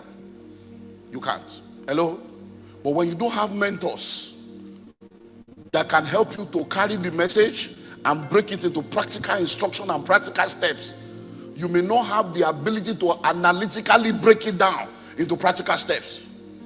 So you hear the message, you take notes, you are a good person, but you are not in that space mentally to be able to break it down into actionable steps. That's That's why you need a mentor. So that they can guide you step by step by step by step and help you to make the right decisions. So you need to find your own tribe. And guess what? He that has a friend must show himself friendly. So don't wait. If you realize in your life right now that you don't have the right kind of people, be intentional. Be what? Intentional. And strategic to scale. This year, I need a relationship in this area. I need relationship in this area. I need relationship in this area. Okay, so are they existing in the church? Are they existing in my office? Are they existing in my community? How can I connect to this? So begin to do it. So if you need to go and join an association, you go and join. So you are an accountant, you go join ICANN. You are a businessman, you go join Chamber of Commerce, you join Nigeria America or Nigeria Canada. You begin to intentional. You go and join Rotary, you join Lions Club. It's not only church departments. Hello? You join, you look for a relationship. On Friday, we had an amazing time with the singles in the house. All the singles in the house. Did you enjoy yourself? We had an amazing time. But one of the things we said in the midst of that discussion is Calvary Bible Church is not the only church. Because when we got that meeting that Friday, the women were double of the men.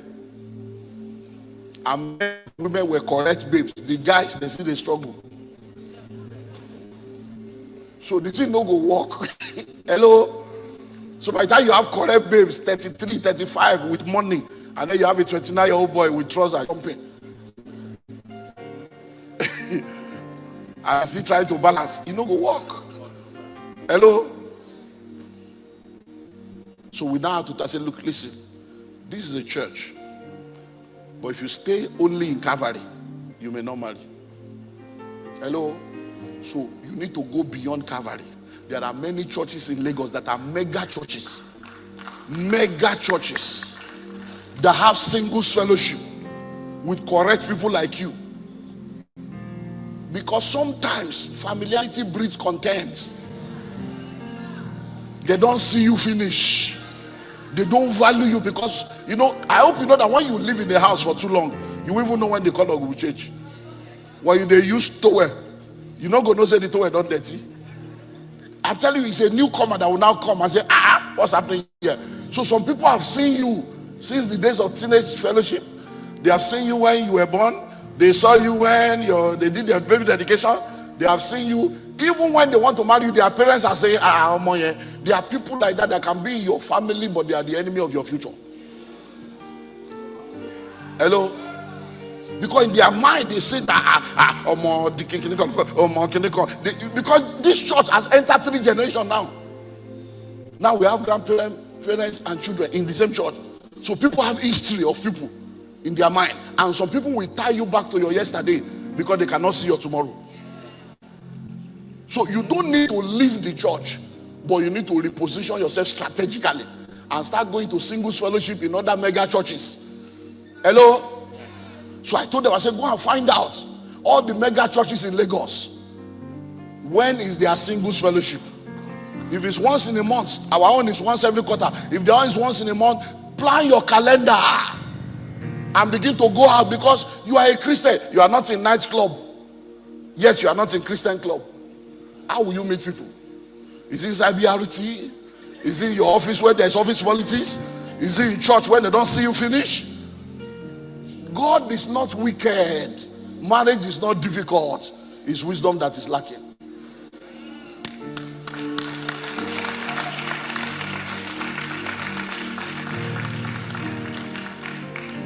On that Friday, some people that looks like teenager, they say they are 33, 35.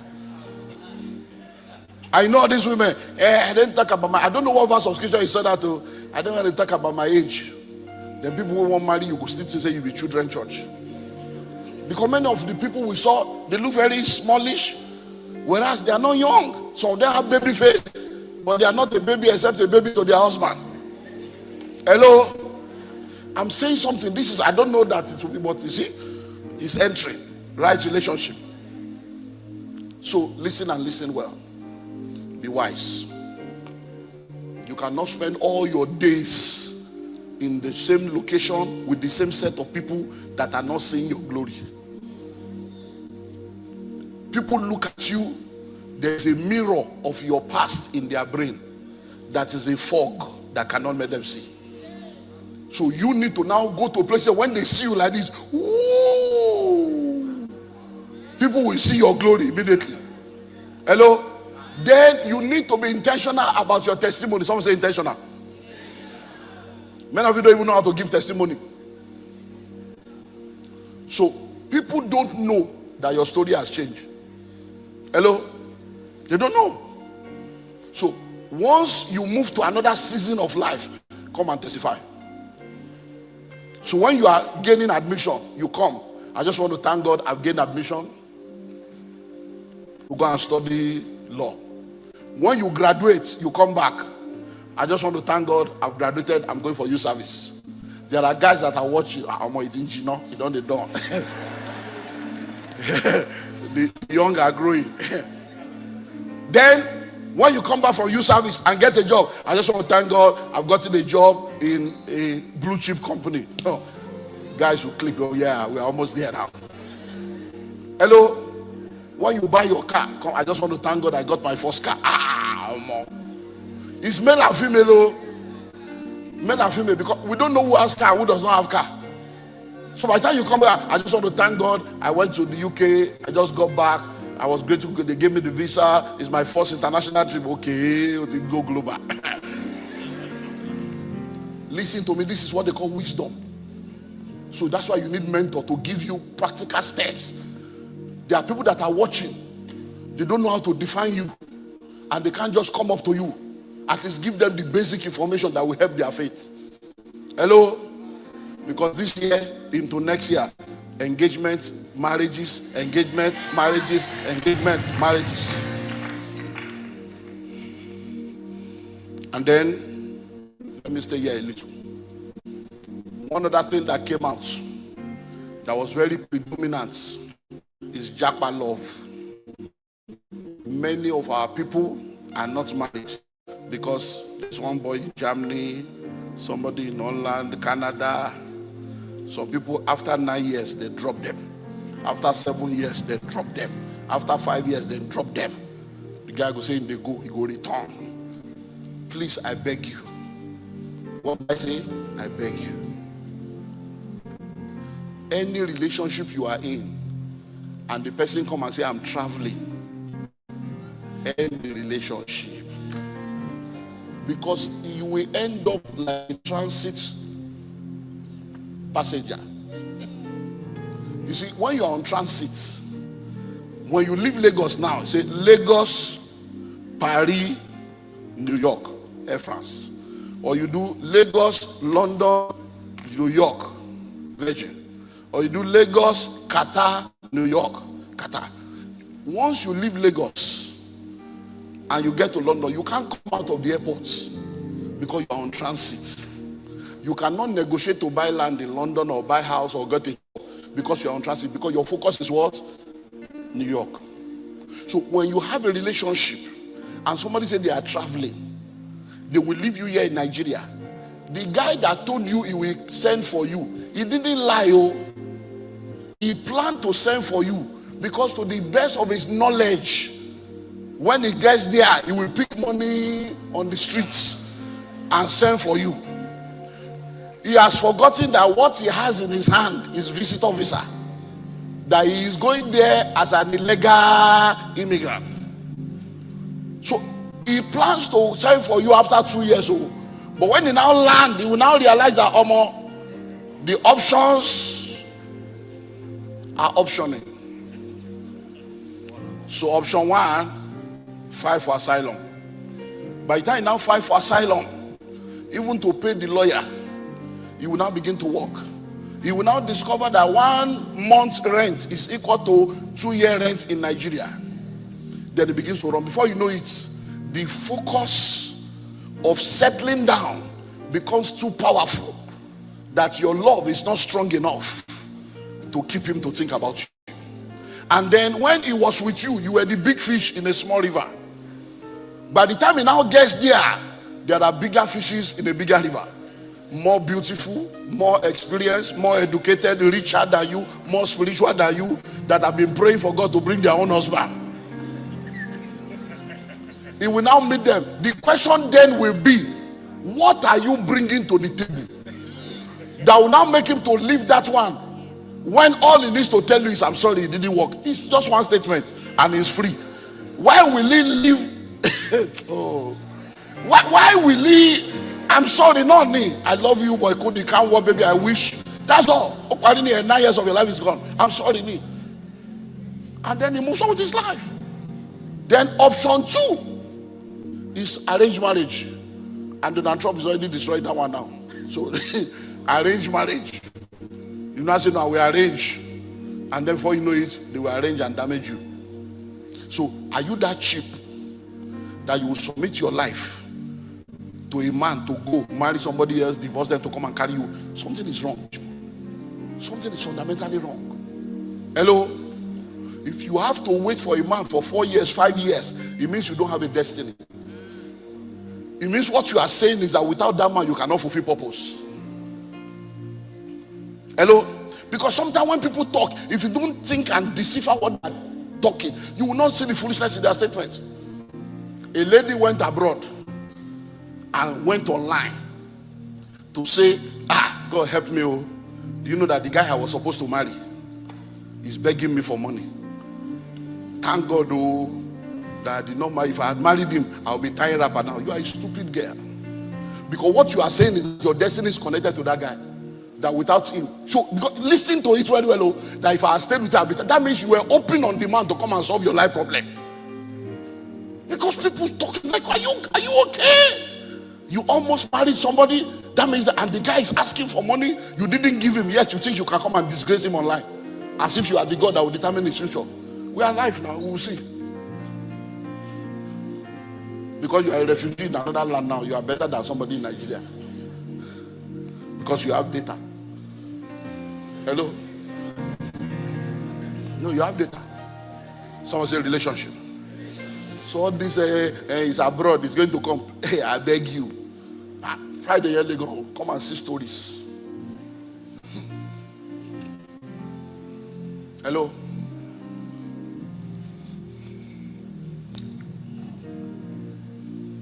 Let me give you number 11. Diligence. Diligence. Seest thou a man diligent in his business, he will stand before kings and not before ordinary men. Please listen and listen well. Many Christians are lazy. What did I say? Lazy. Lazy with a capital L-A-Z-Y. Lazy. Go and get my book. Common Sense is Not Common, part 2. It's called Are You a Fool? A question or an answer. No, it's a book. Oh, I have it. It's my book. Common Sense is Not Common, part 2. I wrote it years ago. Laziness. So when we talk about laziness, people only understand the superficial aspect of laziness. But laziness is in levels. Hello? There is mental laziness. There is spiritual laziness. There is physical laziness. Hello? So people are lazy. I hope you know that procrastination is laziness. And I will do it tomorrow. You are a lazy person.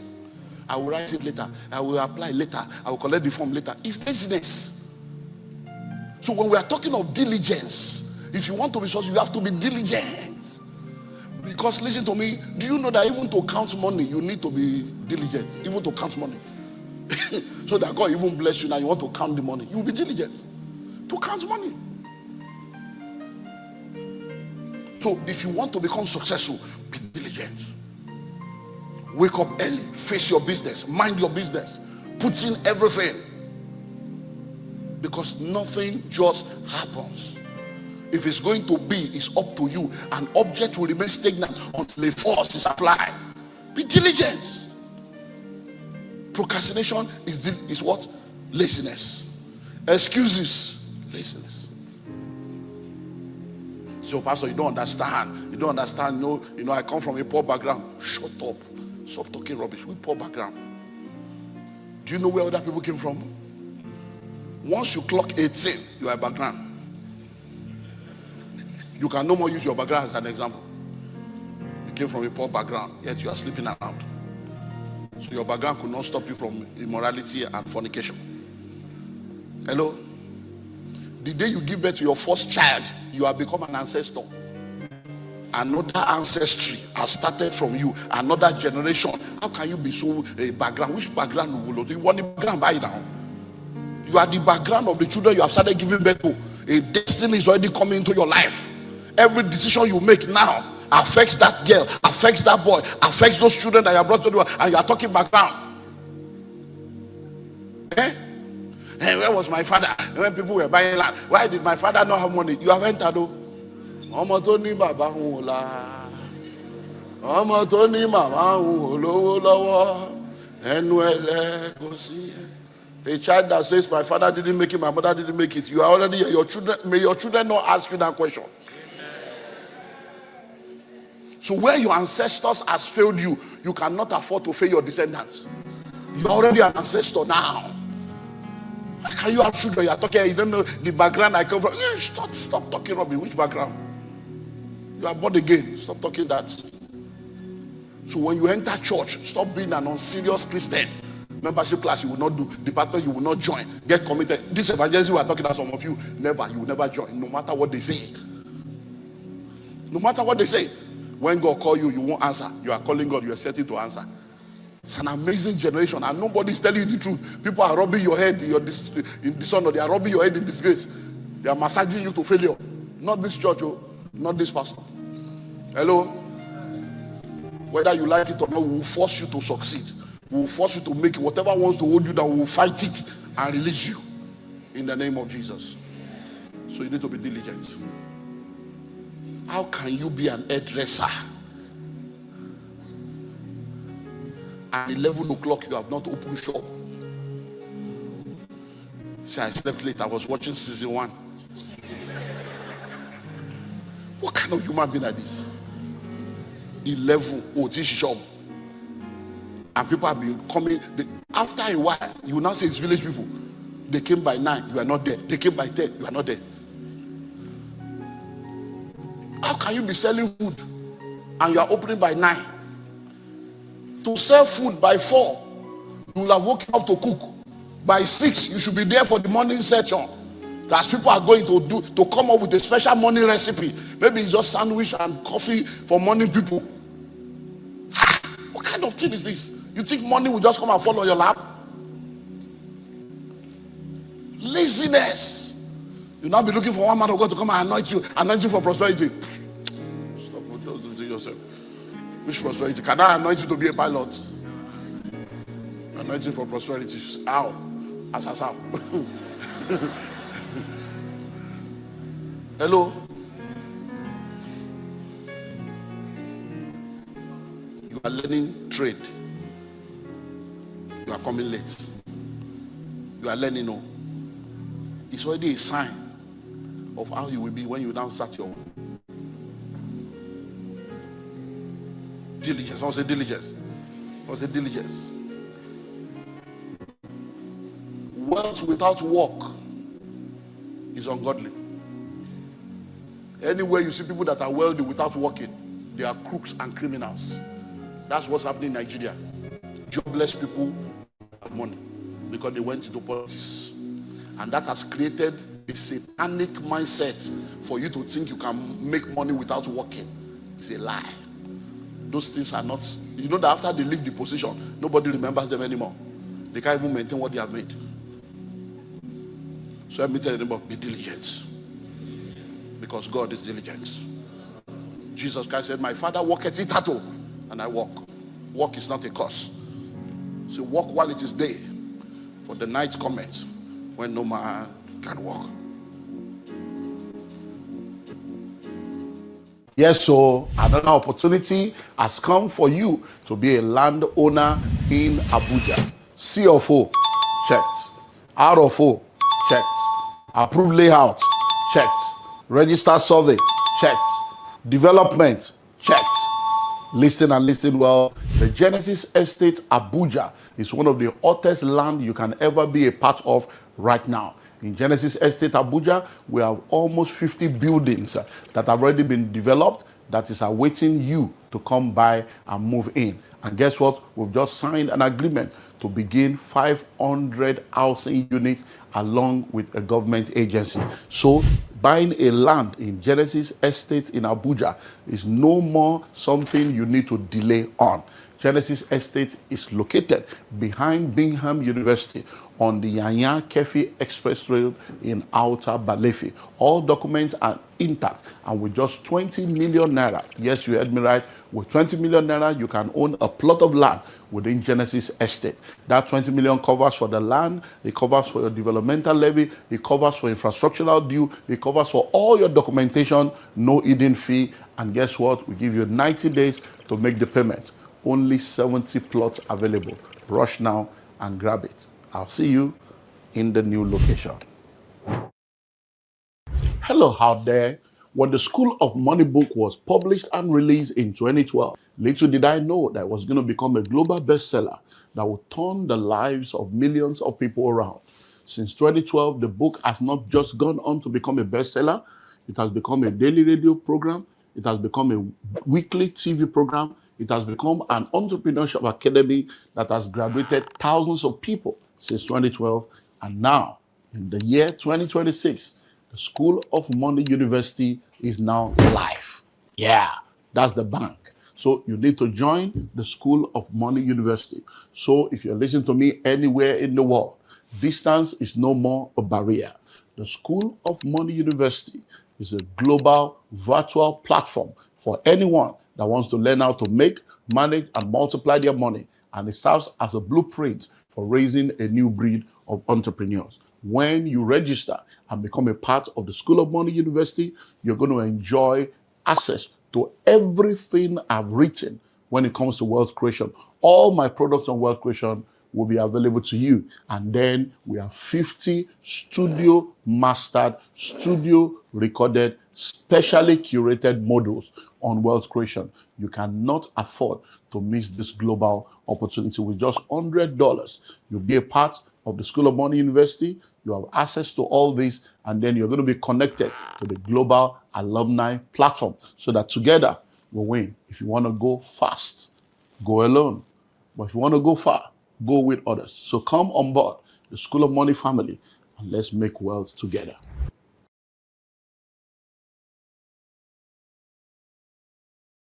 Hello out there. I know you probably heard that over 80% of businesses that are started fail within the first 5 years. But have you ever found out the reason why? Well, one of the reasons why a lot of businesses fail within the first 5 years is because a lot of people go into business as a young desire to see their passion become a reality. Some go into business because they just want to survive. They just want to make ends meet. A lot of people go into business because they have technical skills and they want to turn their skills into business. But many of them do not realize that without business skills, you will not be able to do well in business. And that's why in 2012, we launched the Entrepreneurship Academy. The Entrepreneurship Academy was put together to raise a new breed of entrepreneurs and create a platform where interested individuals can come into a family, into a tribe where they are trained, they are equipped, and they are mentored to become world-class entrepreneurs. Within the last few years, since 2012, we have trained thousands of people. Hundreds of them are doing amazingly well in business, and some of them have become multi-billionaires with proofs to show.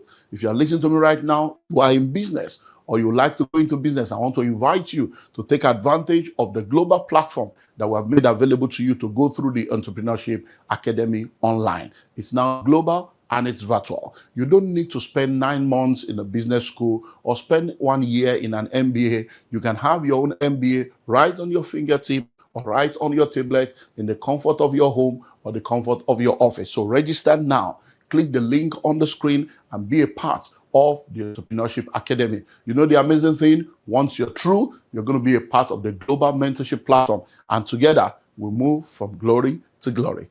Welcome to the next chapter of your life. Have you heard of GREEB 2026? This is not a public training, it's a private room where serious-minded, intelligent, and intentional individuals, families, and organizations are coming together to learn what they need to learn in order to win where they need to win. There are things that people do in secret that makes them to shine in the home. And if you become a part of this room, then you'll be ready to shine in the world of real estate and become a major player. If you understand this message, you will know that this is for you. Join us now.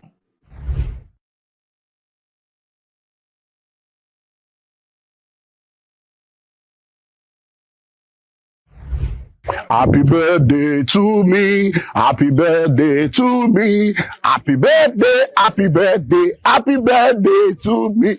If you don't celebrate me, I celebrate myself. Hello, I'm Dr. Olumide Emmanuel. In the last 3 years, I've always had the opportunity to be a blessing to people through what we call the birthday promo. And I'm happy to announce to you that the birthday promo for 2026 is here from the 1st of May all the way to the 31st of May. We're offering 50% discount on 2 of our locations. So if you want to be a part of this birthday promo, we have 55 plots in Madiba Countryside City, in Obafe Miwode local government. See the layout, see the gatehouse, work is going. So, and then in Genesis Estate in Abuja. Oh yeah, Abuja, see Abuja. Oh.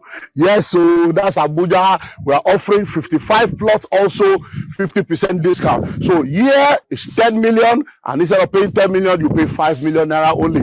All inclusive. Oh, Abuja, 20 million. Instead of 20 million, you pay what? You pay only 10 million. The money covers for the land, it covers for all your documentation, it covers for developmental levy, no hidden fee. And guess what? If you plug in between now and the 31st of May, we'll give you 90 days to make payment. One more. Madiba Palm Tree Farm.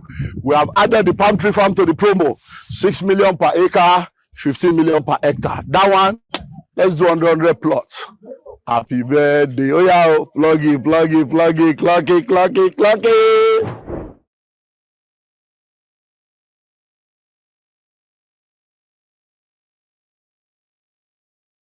Yes, it's the 1st of May 2026, and this is the best month of the year because this month on the 20th of May will be my birthday. And as my custom is in the last few years, I have good news for you. So I say congratulations to you because between the 1st of May and the 30th of May, you have an opportunity to plug into the 50% promo in our Genesis Estate Abuja. Yes, you heard me right. 50% birthday promo. So instead of 20 million, you pay just 10 million naira. With 10 million naira, you have a plot of land. It covers for all your documentation, covers for developmental and infrastructural due, no extra payment, and you'll be allocated immediately you complete your payment. Listen and listen well. We have just 50 plots available for this birthday promo. So you have this month of May to plug in, and we'll give you 90 days to complete payment, but your first deposit must come in this month. So, Genesis Estate,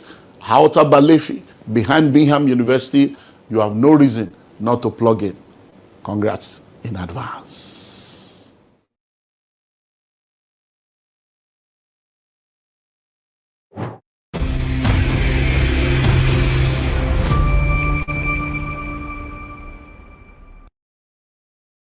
No man should think that what they are going through is also what the woman is going through. It's totally different. It's not on the same level. The woman is going through this entire building. You are not going through the toilets of the building. If you are watching this podcast and you are part of those bandwagon of people that say they don't want to give birth because they are keeping their body, I would as well tell you and say that just go and die.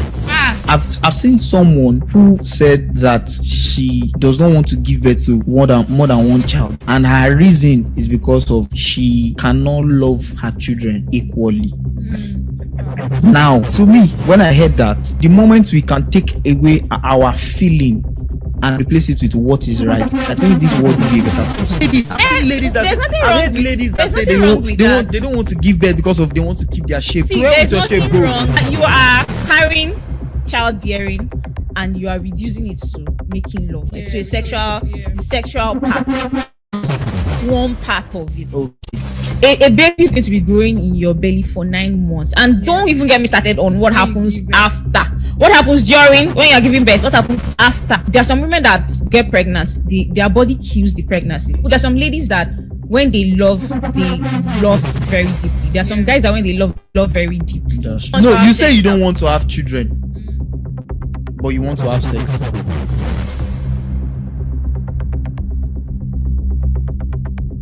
Hey guys, my name is Precious and welcome to the very first episode of Let's Get Real.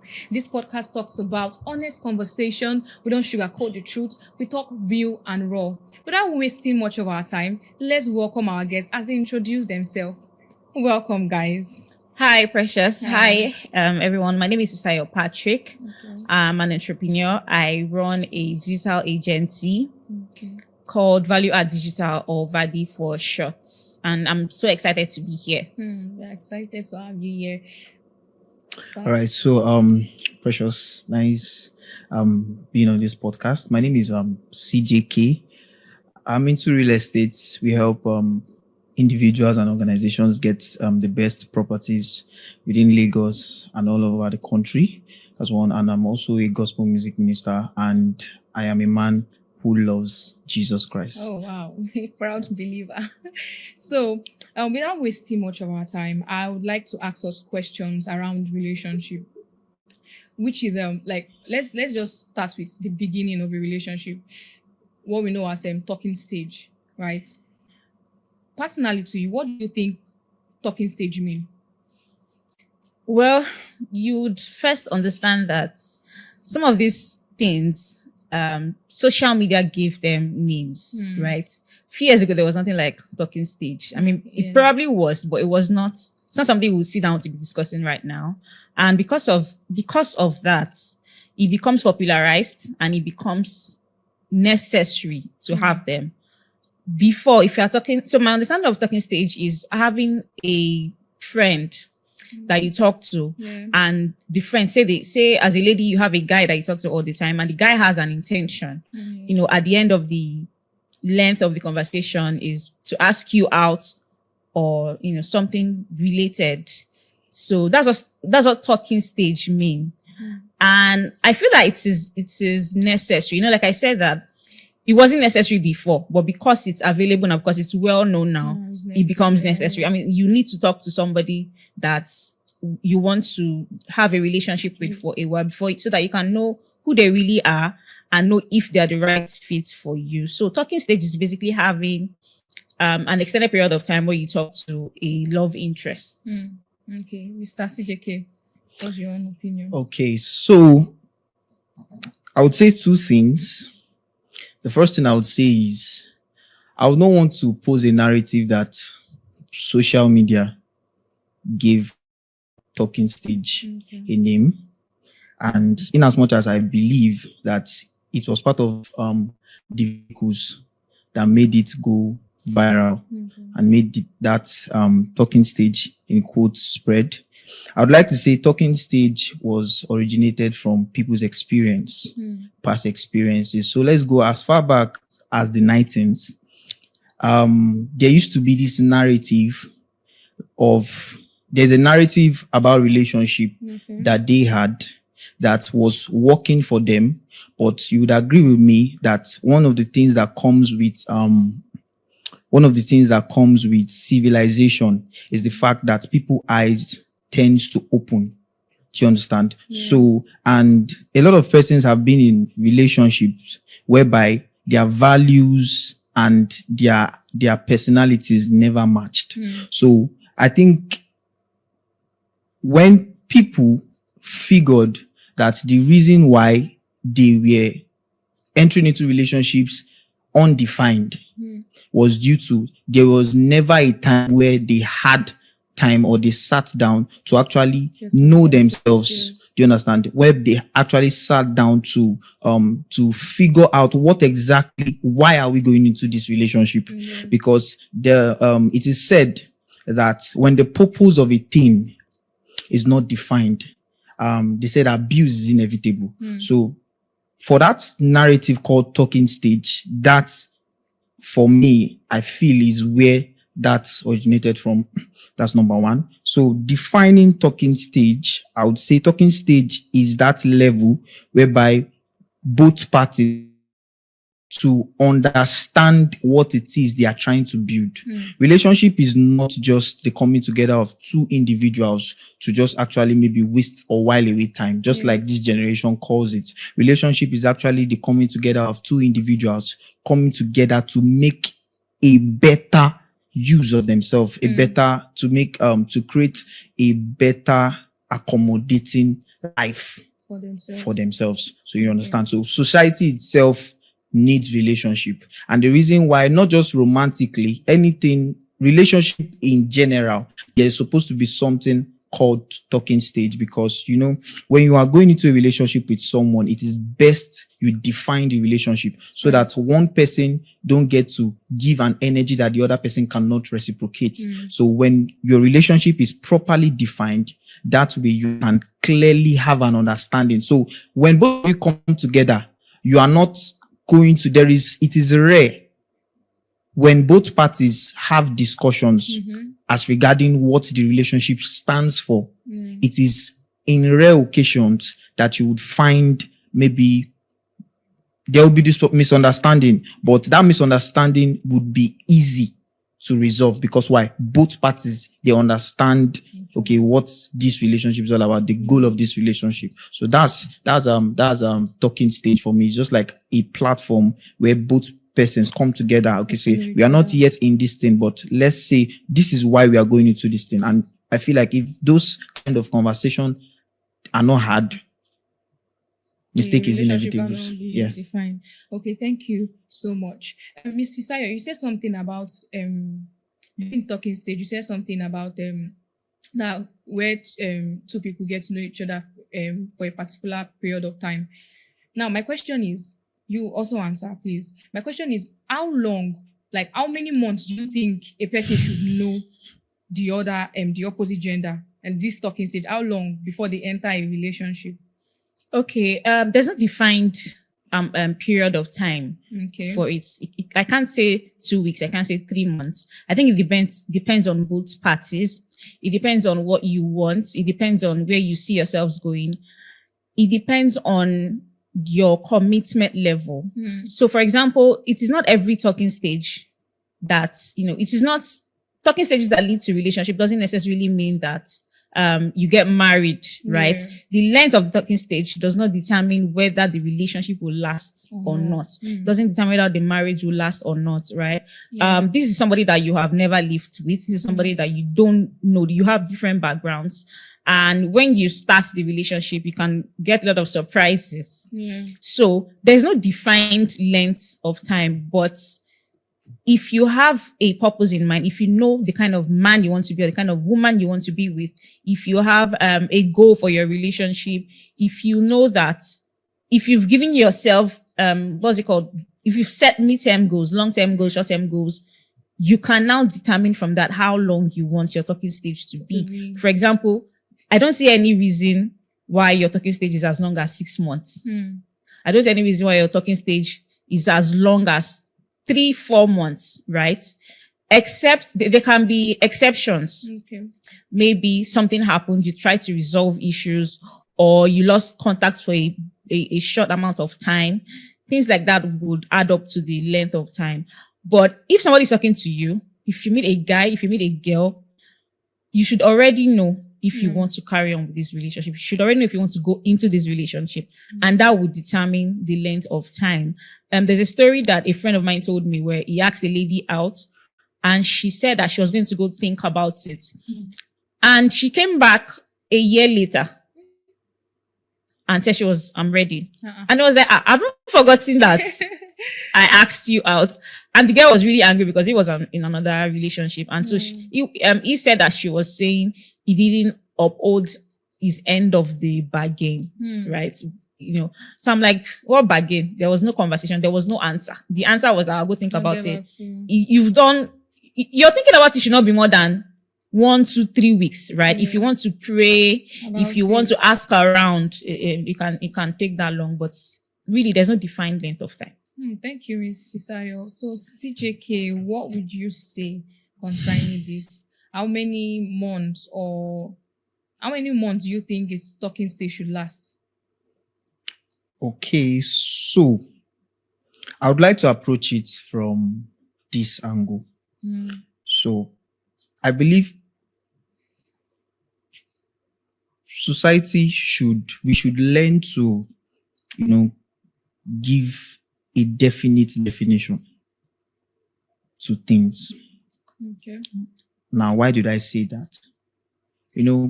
There is this narrative that when a man and a woman comes together, when a man and a woman wants to build up talking stage, it should or it must lead into a romantic relationship.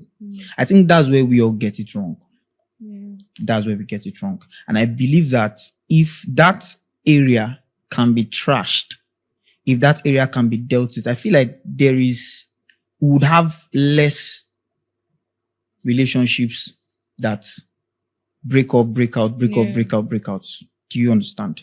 So for how long a talking stage should last, just like she said, it depends on what both of you want to achieve. Okay. For example, if I want to, for myself, I have a principle that states that when I'm into a talking stage with someone, it does not have to be a relationship or a romantic stage. Okay. I can decide to go as far as I want until maybe, just like people say they have boxes. Okay. So if you don't tick all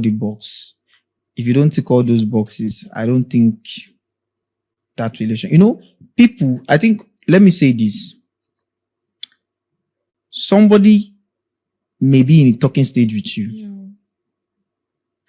They just want to have you around. They love your company.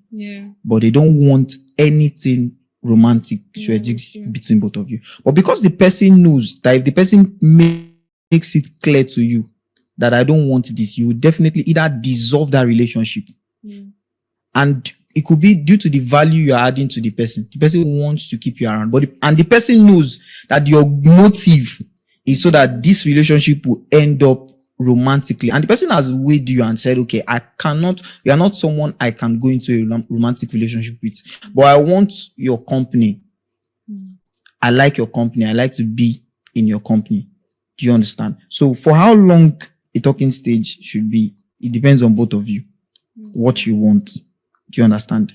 Nobody should give a particular benchmark and say this is how long a talking stage should be. Moreover, there is a balance, and that balance is that so long as you've not gotten the clarity you want, you can extend it. So you are not to rush. So long as you've not gotten the clarity you want. If, for example, let me go spiritual. Okay. Do you understand?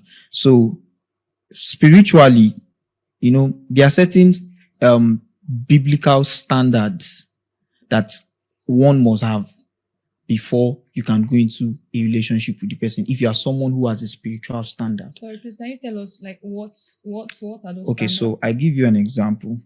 So for some persons, they would rather not go into a relationship with an unbeliever. Now, for me, let me explain. Now, that unbeliever, there are two sides. There's an unbeliever who is ready to learn, who is ready to be taught, who is ready to, if properly explained to, if properly mentored, if properly discipled, that person can become a believer. And there's the unbeliever that is not ready to learn, he's not ready to bend the standard, he's not ready to accommodate you, but he wants you to accommodate him, or she wants you to accommodate her. Do you understand? So that kind of unbeliever, 2-3 weeks, you already know that this kind of person, we should not even be talking about anything relationship. We should not even be unequally yoked. We should not be yoked together. But that unbeliever who, in quote, has not received the Holy Ghost, who has not accepted Jesus verbally as his Lord and his personal Savior, but you know that this person is willing to, okay, when it's time for this activity, biblical. He's ready. When it's time for this, he's ready. But he has not just gotten a proper mentorship, a proper discipleship as to what the believer's life and salvation is all about. So for that kind of relationship, it is not advisable for a lady, I would advise that as a lady, if he's a guy, it's not advisable for you to be the one to mentor him or disciple him. But for a guy, I can still say, not like it's a doctrine, but a guy can still, teach a lady. But a lady trying to teach a man, men are egoistic, so they would not even want to bend.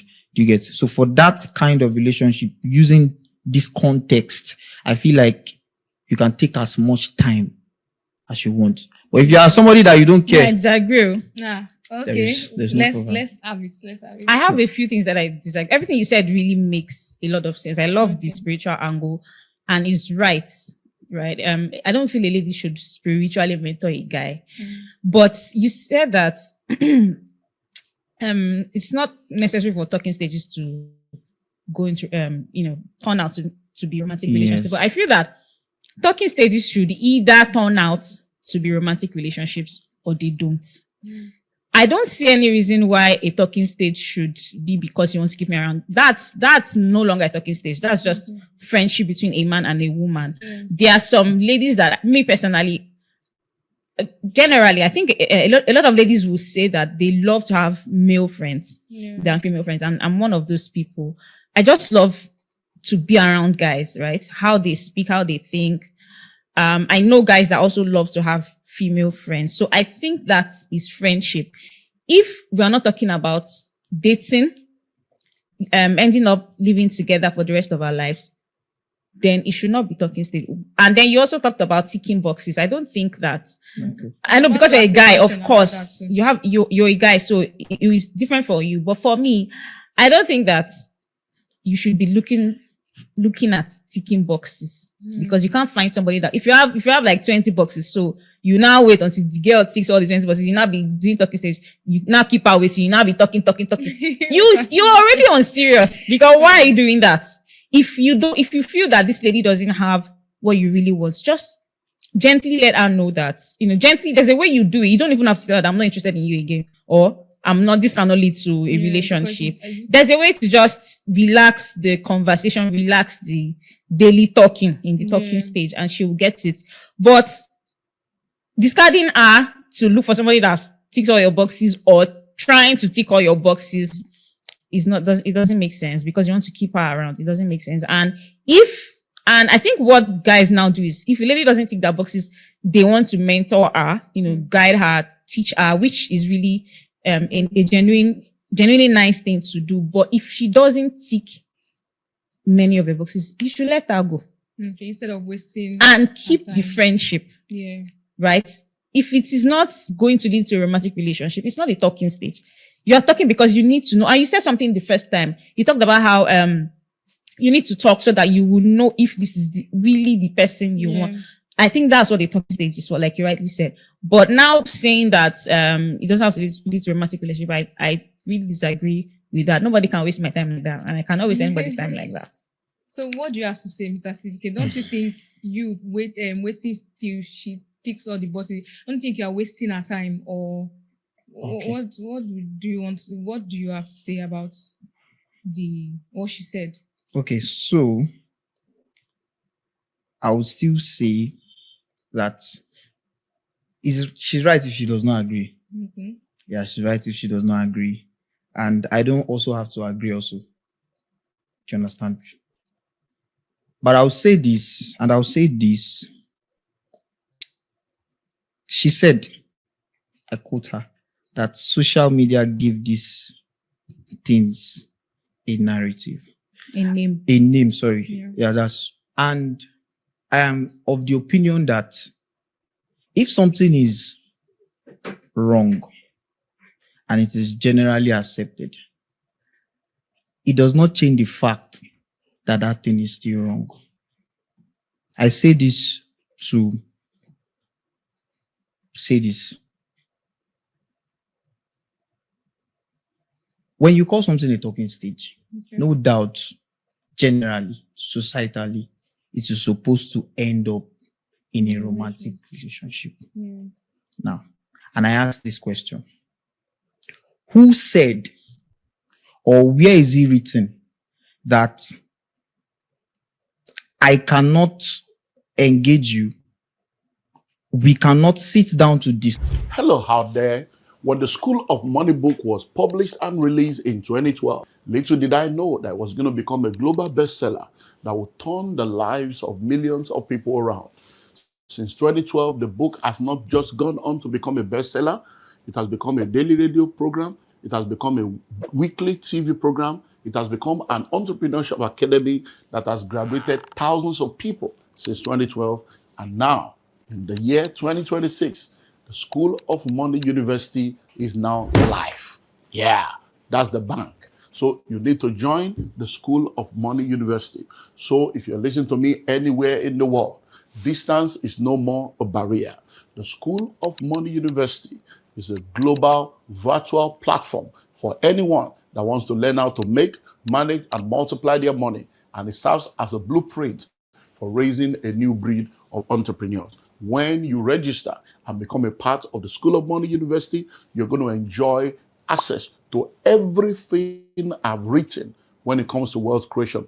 All my products on wealth creation will be available to you. And then we have 50 studio mastered, studio recorded, specially curated modules on wealth creation. You cannot afford to miss this global opportunity. With just $100, you'll be a part of the School of Money University. You have access to all this, and then you're going to be connected to the global alumni platform so that together we'll win. If you want to go fast, go alone.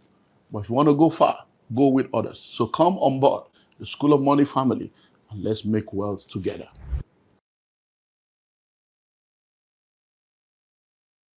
Discuss when we want to call ourselves friends, to know if our values are the same, if our standards are the same, if our personalities are alike. It is not written anywhere. There is no body, there is no principle that says that. And you know, the reason why people say, you just meet somebody and you're already calling the person your friend, it already shows how low intelligent you are. It already shows how indisciplined you are. It already shows how porous your life is. Do you understand? And I'm not saying that talking stage should not lead to a relationship. I'm saying that talking stage does not always have to lead to a romantic relationship. Now, the word relationship, when you put romance at it, you have given it maybe like a category. But the word relationship is general. And we never said, the question was never, should talking stage lead to a romantic relationship? You just said, should talking stage lead to, how long does talking stage needs to last? Yeah. So there was never what was the word now?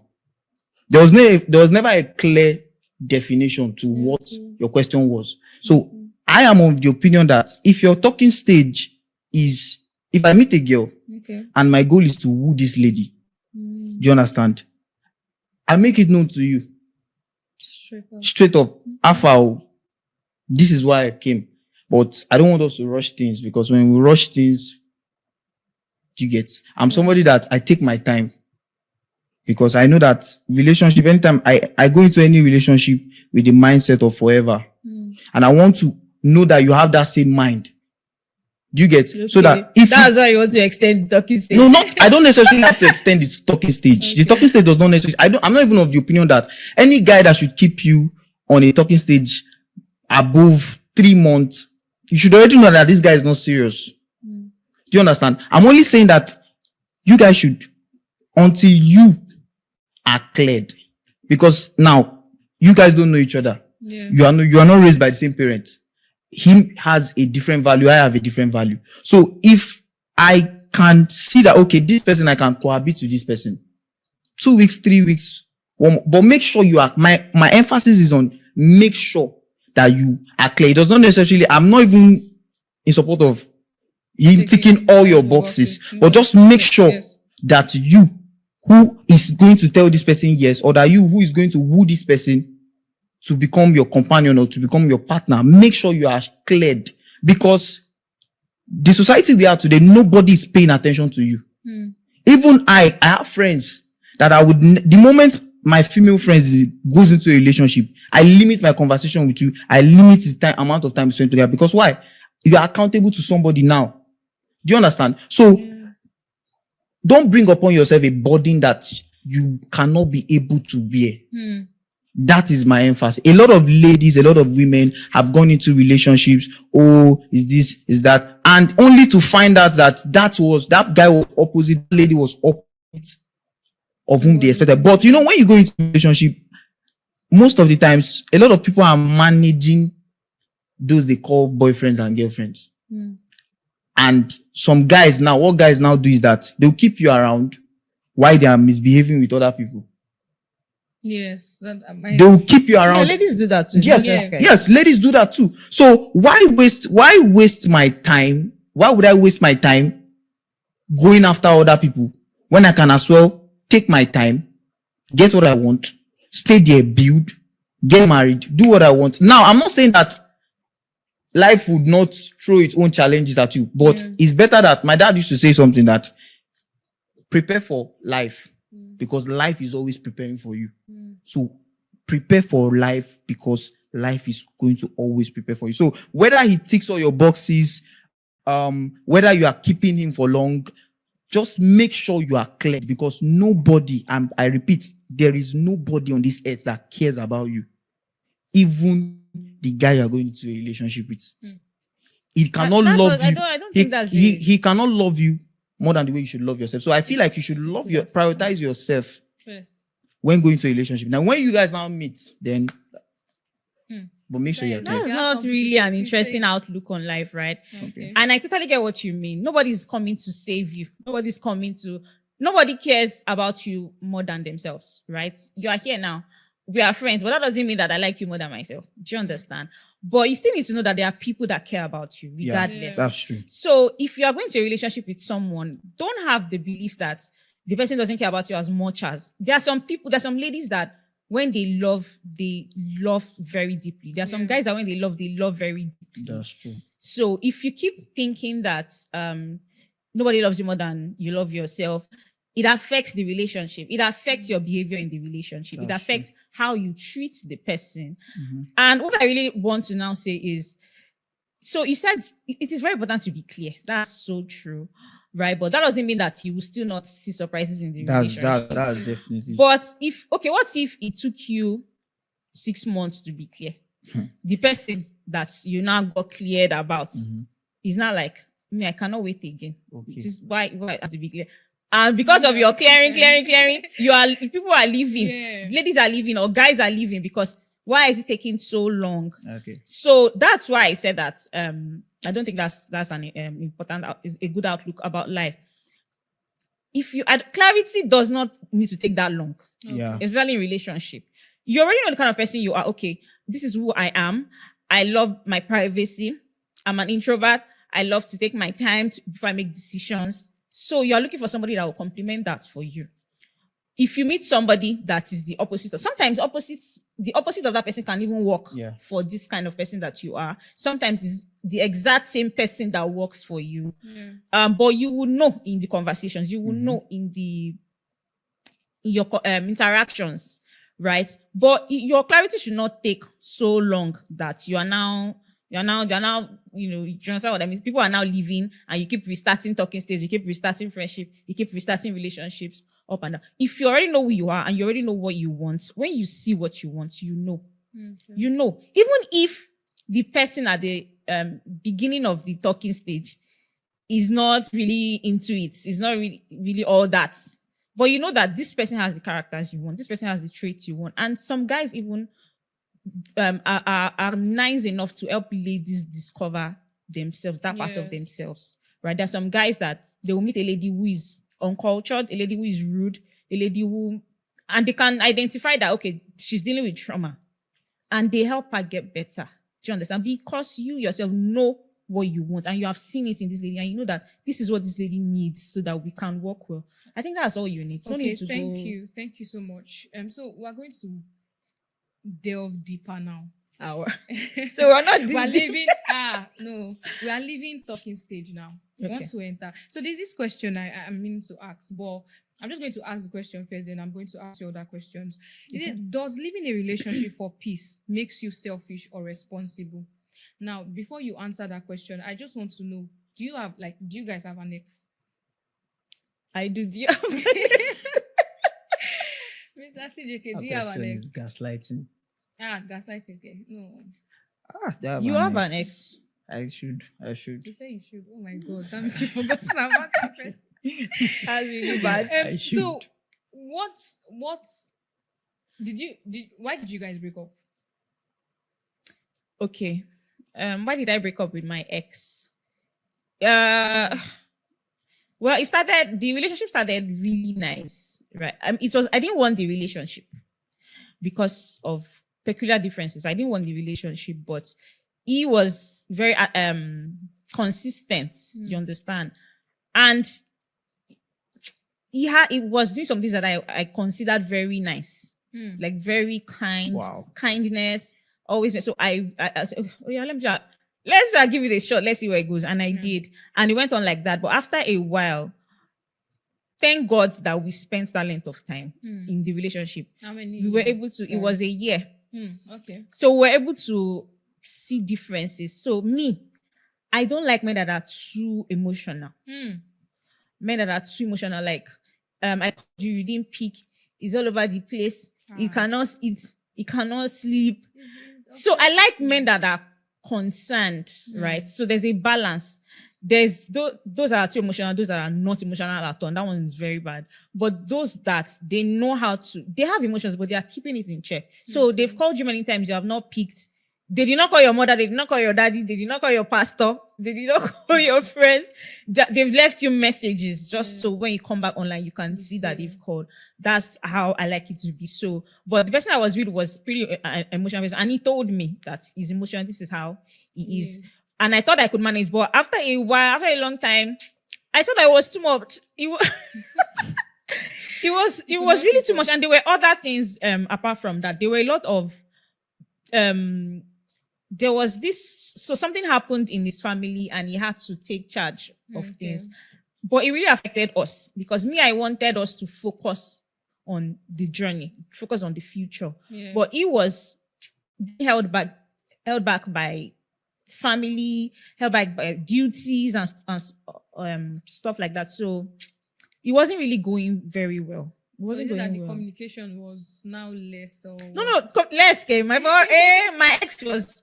That was why I said I went for it because of the qualities that I saw. He was somebody that communicated. Then that was another problem. I don't like too much communication. Right? Always calling, always checking. Every hour you're checking on me. Every hour. I beg. I'm busy. I'm a creative. I need time to work. I need time to think. I need to do deep work. So we agreed that okay, let's talk in the morning, first thing in the morning after our devotion. Let's talk for a long time, and then let's just do a short check-in in the afternoon, just a WhatsApp chat, and then in the night another long time. But it was somebody that wanted to talk all the time, so it wasn't working. So eventually I had to break it up because it was hurting. It was hurting. And I now felt like the one that didn't have emotions, the one that didn't care, because if you come here, I know they pick that kind of thing. So I just knew I had to let it go so that he could meet another lady who wanted that. So sorry. Now that you're saying this, you said something about when you wanted to enter the relationship, you just wanted to enter because you saw some qualities in him. Did you really love him before? Because if you love someone, I think people say if you love someone, you have to like. Yes, did you love him? So yes, I did. Right, but there's some things that would happen that they will squeeze the love out of you. Like, when you're squeezing your clothes, yes. They'll squeeze the love out of you. And I realized that the hurt was more than the love. The pain was more than the love. The this guy has come again. I can't deal with this. It was getting too much, more than the love. So I knew that it was time to end it. Okay, Mr. CJK, I'm curious to hear about you. That's your what made you guys break up? So let me think. Do I have ex? Hey, Jesus, I see that girl. I do. So so the reason why I said if I had the ex was because I think the relationship was not serious. How do you say so? Yes, the relationship was not serious because I think I know better now Mm. than I knew then. So then, I think that was like far back when I was in secondary school. I think that was the last time. Secondary school. Yes, when I was You secondary were dating school. in secondary So school. that did you consider that as a relationship? So no. You were dating secondary school. I dated the person while I was in SS3. No. Okay. So it was our relationship lasted SS3 till I entered uni. Okay. So why I said the relationship was not serious was because of how we started.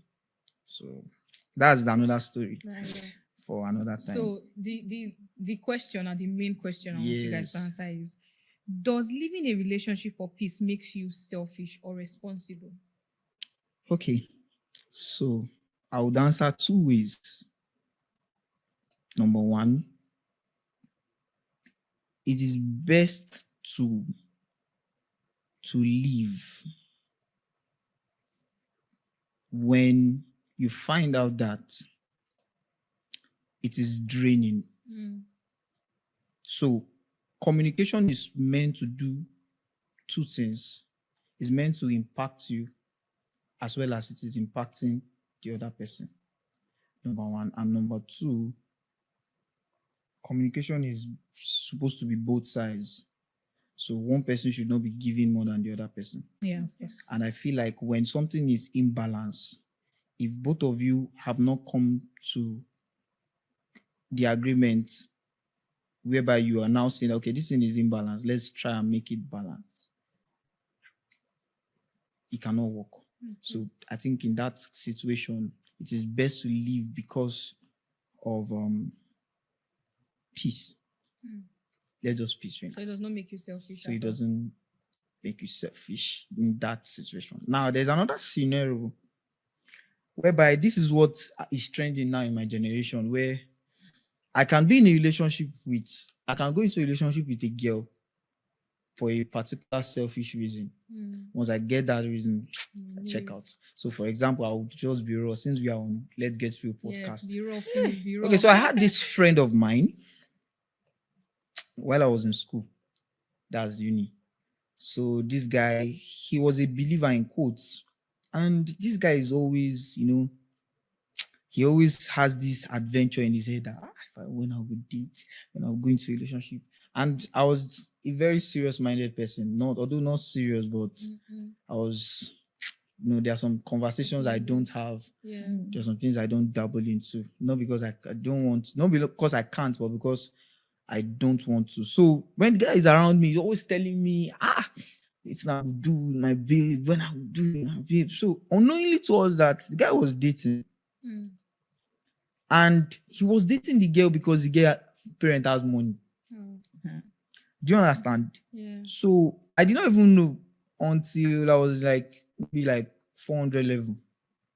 So, but me, I used to keep the guy around. The guy is everybody knows the guy to be very close to me. Yeah. So I started hearing rumors. Like I was hearing different rumors. Some persons were saying that's how he is. That's me. Yeah. So I had to go and confront the guy. Like, guy, what's up? Why is this person saying this is who I am? Because due to sisters in the fellowship, when I meet them, and I'm meeting you on a clear note, you're already telling me, you're already giving me the vibe that No. I don't want. So I'm like, where is this one coming from? Me that I don't even have any sin. So then I found out that the girl that I was dating, in quotes, her parents were having financial issues.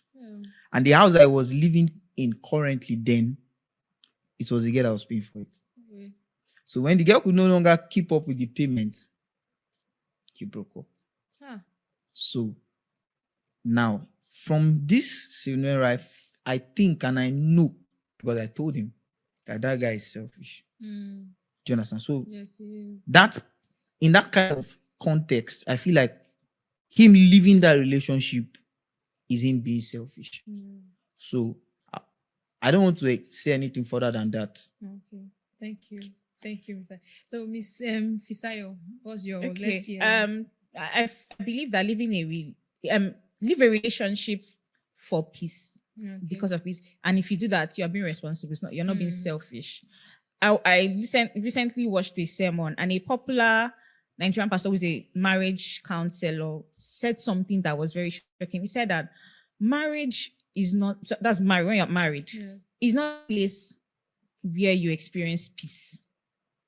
Marriage is not for peace. Marriage is for joy and love.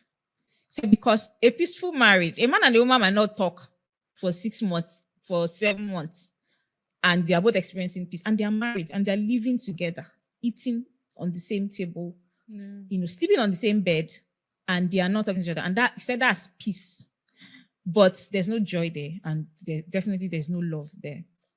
But I believe that a relationship should be peaceful, because you're going to get married. Things will happen. Relationship you can leave at any time. Marriage you can't. If as a Christian you can't do that, right?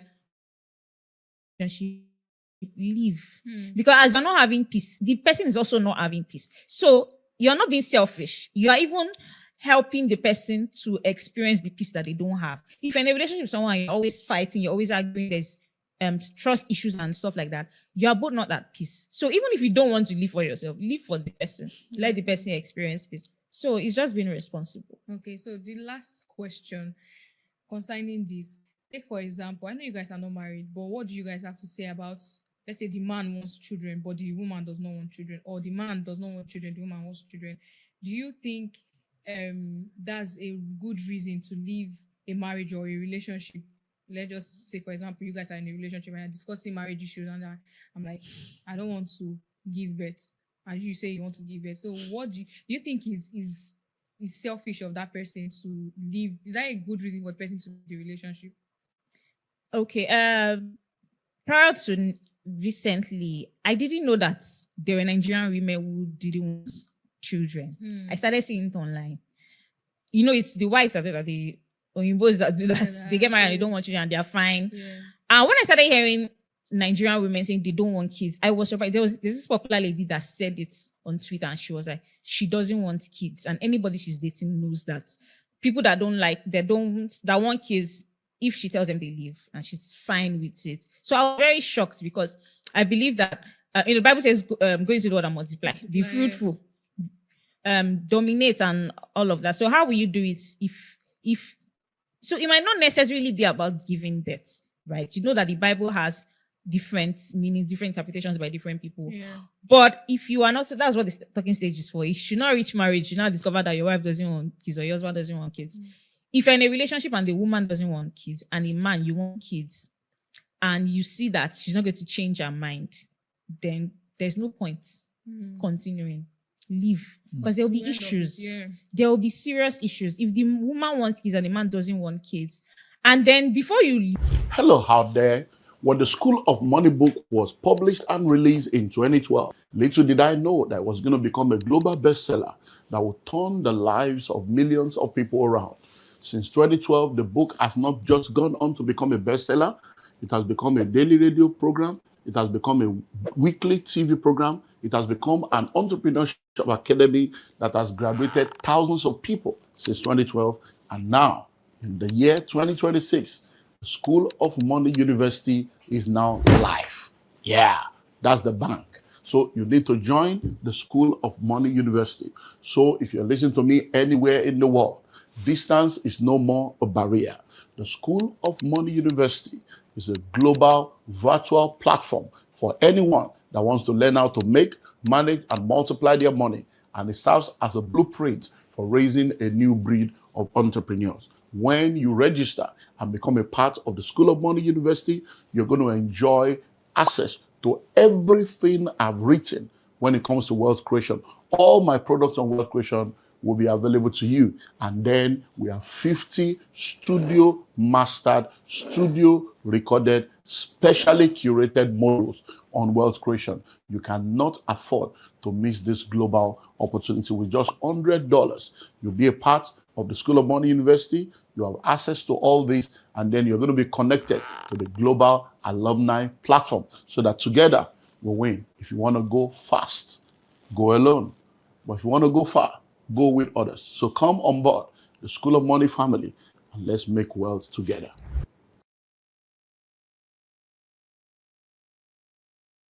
Leave does disappear like that. You need to now probe, ask questions. Why would a man say he doesn't want kids? Maybe he has kids from a previous relationship or a previous marriage. Maybe he had trauma, extreme trauma. There's something they call ACE, adverse childhood experience, where adults leave out things that were caused by a child during childhood.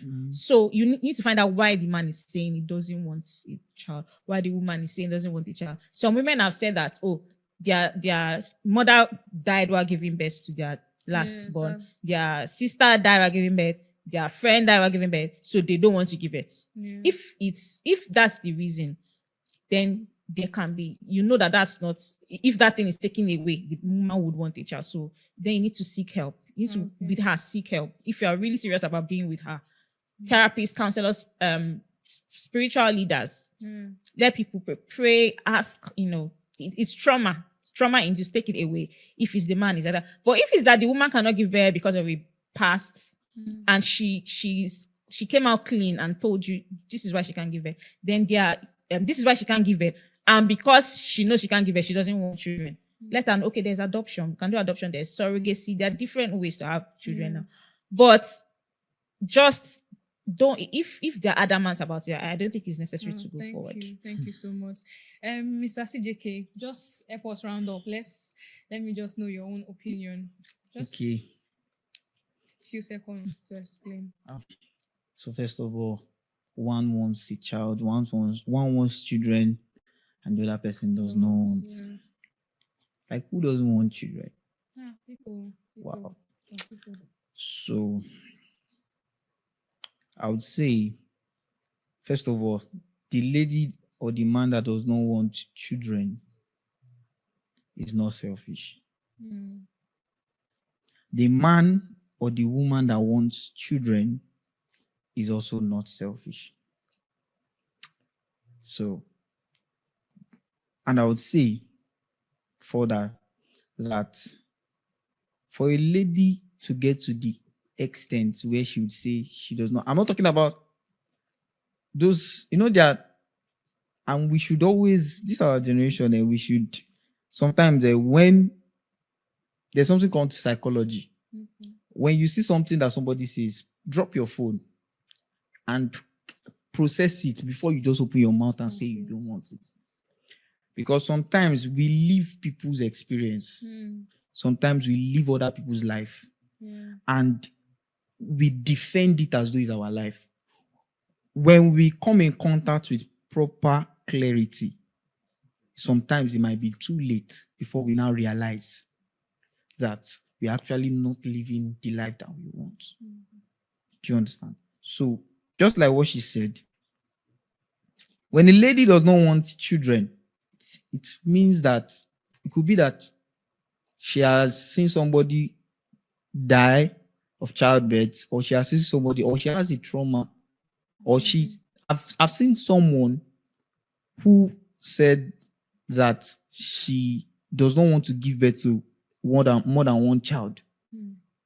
And her reason is because of she cannot love her children equally. Now, to me, when I heard that, I already know that this person is suffering from lack of love, because it means, say, love did not reach her for where she's coming from. And, we must also learn to be, remove our own emotion when we are making certain judgments. Do you understand? Sometimes it's not all about what you feel, it's about what is right. Do you understand? So we should, the moment we can take away our feeling and replace it with what is right, I think this world will be a better place. Because you cannot, everybody, at least when your family is, when you have more than 1, 2, 3, 4, 5 children in the house, you know that your parents they are not God. They can only love you the way they feel they can love you. Do you understand? So for somebody to come up with that kind of narrative, that kind of doctrine, and say that she does not want to give it to one child, it means that already this person is. So for somebody to wake up and say, I feel like you are even wicked. No, seriously, I feel like you are wicked to say you don't want children because you are wicked and you are selfish. Now, listen to me before you judge me. So now, I give you an example. So imagine your mother said she does not want children. She didn't give birth to you. And she didn't give birth to you. Would you have lived, not to talk of living a life that now says you want children? Now, people that say this, I feel like thirdly, they are also irresponsible. Because responsibility states that, first of all, when they say, Yorubas have this saying that the day a madman realizes that he's mad, what he's doing is wrong, that's the day his healing has come. Now, for you to say you don't want children, if you are going through a trauma, seek help. For you to even decide, because some of these people that say these things, they've just decided to live with it. It means you are wicked. And you are not being wicked, you are being wicked to yourself. You are being selfish to yourself. Do you understand? You are being irresponsible to yourself because you know that you either, maybe, for example, you saw somebody die. Why don't you talk to someone? It's not as easy as that. Now, it's not true. It's not as easy as that. And I think that also, when you are ready, change is, I used to say this, that change is an action word. So when you say you don't want, if I meet a girl that says she does not want children, I will just say in my mind, I can't marry this lady. But me, I'm someone that I'm very inquisitive. I want to know why. Why don't you want children? When I start hearing things like, oh, my mother died, my dad died, this and that, my auntie died. First of all, the first question I need to ask already from the natural perspective is, are you your mother?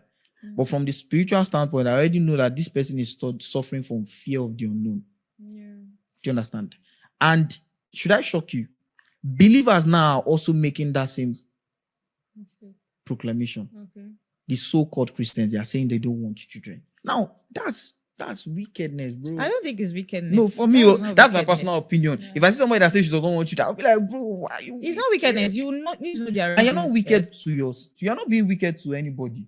You are You say being that wicked you to are yourself. You are not being wicked to yourself. Yourself, you are being selfish to yourself. That's my opinion. If I see you, I say, I would not tell you what you are doing is bad. But in my mind, I'm just like, I cannot associate with you because you can't give love. And again, don't forget that it's the woman that is bearing the children. There is a lot of pain associated with it. No doubt. So you're talking from the perspective of a man by saying that she's being wicked to us. Now, let me even A speak. woman can decide not to give birth just because of self-care. Yes. It could be that she's going through emotional trauma. I don't even want to use it. Sometimes it's not even trauma. I want to ask It could a question. be emotional reasons. It could be mental reasons. Okay. Yeah. It could be anything. Okay. So just outrightly saying she's wicked and she's selfish to herself, I don't think that's the right word. So I want to ask you a question. So the process that produces child is called what? Now, I don't want, the general word. Wait, I hope you're not going where I think you're going. No, that's what I'm Because saying. now you are trying to say that the process of bearing children is Just men and love making. Yes, so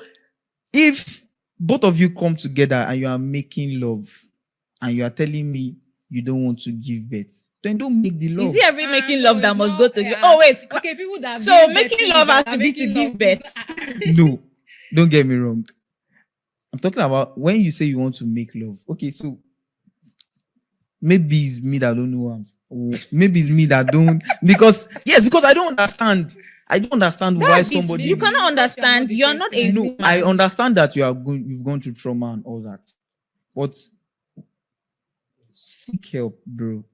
Seek help. What if it's not trauma? What if it's just a If decision? it is even worse when you say you don't want to give birth because of you are keeping your body, bro. not- I didn't That say keeping body, your body. no, I've seen It's not even I've keeping seen your ladies. I've seen ladies that there's say, nothing I've wrong heard with- ladies that there's say nothing wrong with that. they don't want to give birth because they want to keep their shape. See, So hell with there's your shape, nothing bro. wrong. See, let me tell you something. If you are watching this podcast and you are part of those bandwagon of people that say they don't want to give birth because they are keeping their body, Hey. I would as well tell you and say that just go and die. No, that's too extreme. No, that's true because this body you are keeping, One day, hope you know that one day, one thing can happen to that same body you are keeping. And that thing should come. But that for should them, come. they don't want it to be child. See me, I don't want to talk because before you guys will drag me. They don't But want it to be I'm just childbirth. saying, It's- I don't mean to what I judge. think I must don't mean to happen say is that anything. you must let the person that you are with know. No. So Or you are going to be with know that this, you're not giving birth. Who- And this is why. who are If you- you don't say that, if you keep quiet Okay. until it's time, that's when you can say the person is selfish or wicked. okay. So But that decision, just having that decision does not mean somebody's me, wicked. I'm still saying it. Whether you drag me or not. We will drag you on this one because Whether you you are drag talking me- like a man. Whether you And- drag me or not, see, there's nothing like, see, I'm not even speaking because of I'm a man now. Some guys are still there that are very, very, very, very insensitive to say that you don't want a child. Now, if you can reduce number, no wala. But saying that you don't want to reciprocate the love that has been given. See, bro, your parent loved you. That's why they brought you to this world. You should be able to love another person to bring the person to this world. Now, giving birth Exactly. is not giving birth. Okay. Giving birth to children is not. How, bro? You should give birth, bro. Give birth, bro. If I'm your friend and I hear you say you don't want to give birth, bro, I would not say anything to you, but I'll make sure I will do everything in my power that you are disciplined. Discipline. Yes, you are disciplined. Because now what she's saying that like the lady that she mentioned that came on internet and said and she's a Christian. And she's a Christian. Mhm. Now, do you know why I said the person is responsible is because of you've admitted that there's a problem. For you to be able to talk to somebody and say that, oh, I don't want this, you have to give reasons. Yeah. Abi, you cannot be telling me you don't want children and you just say, and I ask you why, and no, I don't just want children.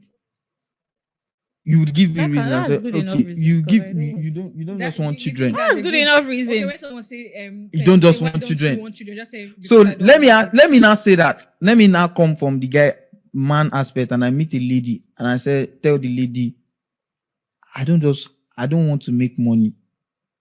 It's not the same thing. No, it's not the same thing, but It's you not know, the same for thing men, at for all. men, It's- for men, it's for men. totally different. But you know, for Because men, men and women can make money. that's true. Yeah. Men cannot have children. Mm. Yes. And this concept So of child If a man tells you he doesn't want to have sex, if man says he doesn't want you to say you there are don't. men that You say say, they don't want to no, have you say sex you don't now. want to have children, Mm. but you want to have sex. That's why we were saying that have But that you know that sex is conversation not at the just beginning. For, For childbirth. It's That also I'm for not saying. what I'm not makes saying. I'm not saying. satisfaction, just, Okay, build okay, intimacy in the relationship. Yes, okay, yes. and all. satisfaction. So okay, satisfaction. As long as it's within the confines of marriage. Wow. Yeah. So now you get married to somebody. Person is me. I'll be. Let me use the word. The guy will be releasing. Do you know He's the problem? depositing. Imagine Wait, you are do you know the depositing problem and that you're not I'm withdrawing. having What are with you you now? telling me? God. You are carrying childbearing and you are reducing it to making love, like Yeah, to a we sexual, told you, yeah. the sexual part. That's just one part of it. Okay. A baby is going to be growing in your belly for 9 months. And don't even get me started on what When you happens give birth. after. What happens during when you're giving birth? What happens after? So There are some women that get pregnant. Their body kills the pregnancy. There's some women that they Yes. get pregnant. You know, after the first trimester, it leaves. They get miscarriages. whole lot of There are things women that when happen women when come you're out and tell pregnant. you what they have gone through mm, in this matter of childbearing. There's some women that they've tried many times. It didn't work. Yeah. Maybe their marriage ended because of that, and now they are meeting somebody new, and they don't want to go through that stress again. Yes, yeah. Will you now say that person is wicked? so I want to ask you a themselves? question too. Do you think that when a woman is pregnant, it affects only her? Hey, see, don't bring it up. This is Look, the it topic affects that you. I feel got like it affects somebody Because you are to be talking now. dragged You are talking on now. Twitter. You are talking now. I don't care. Me, I don't care though. You are saying now that because everything you are mentioning, you are just saying when a woman, other women comes and they explain to you, see, bro, I've seen one man. If I don't know anybody, I know that one man that he ran into a shop, just packed beverages and ran. because Yes, I saw so a matured man was crying. Make person who don't reach like 40 years, make it they cry. You see men, I've seen men that are old enough to even give birth to me. I've seen them like they cry like this. They'll be asking you childbirth or childbirth, the responsibility because you mentioned two things. You mentioned childbirth and what comes after. Yeah. Do you understand me? So let's not create a society whereby women are feeling as though I'm not watering down giving I know birth. you're not watering Giving it down, birth is right. a very, very, but don't also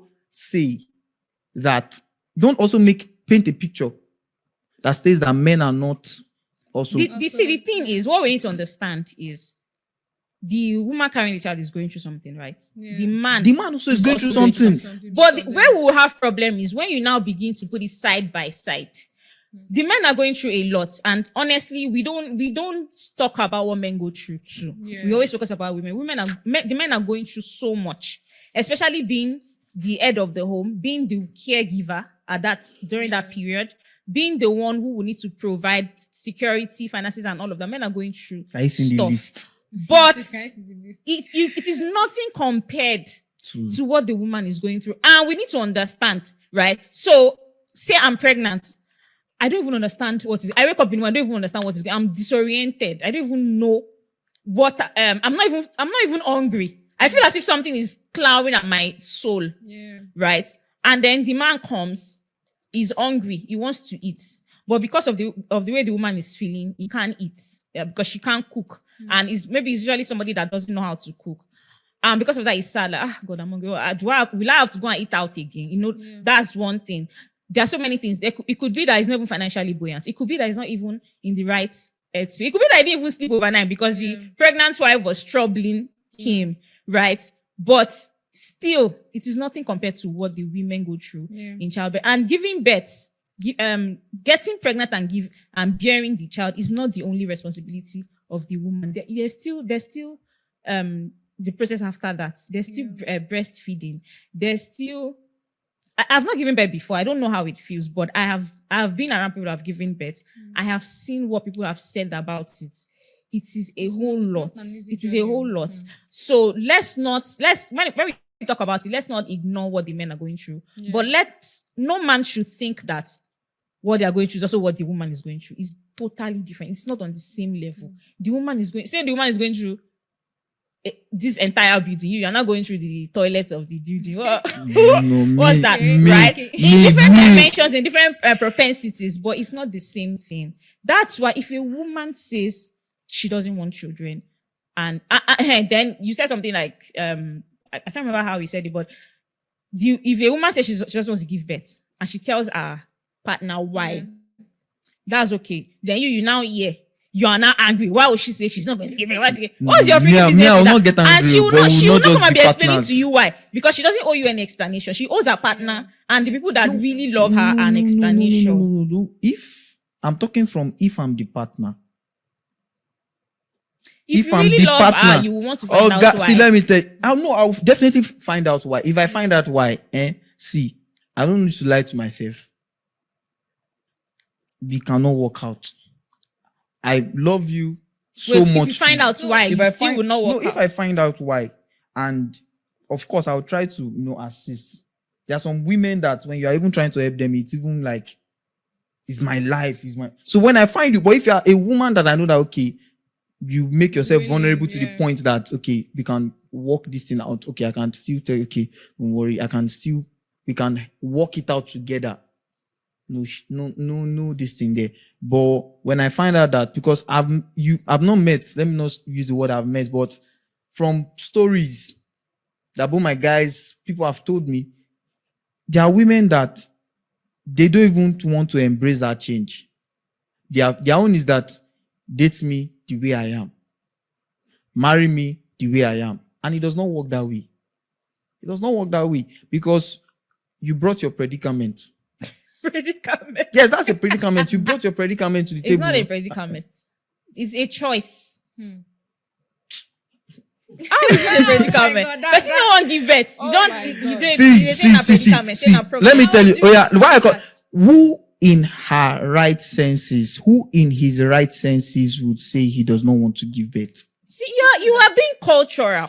That's the issue. You are being cultural. What is culture? Let us define culture. You are talking based on your belief. your values, your mindset, your environment. If you grew up abroad, you will not be saying this. If you grew up in America, for example, and women are telling you they don't want to give birth, it is either you agree or you disagree. You cannot say a woman that doesn't want to give birth. Why would a woman say she doesn't want to give birth? It's culture. It's Nigerian tradition that's making you say that. Madam, Your I want to ask you tradition one that's question. making I want you to say ask you a that. question.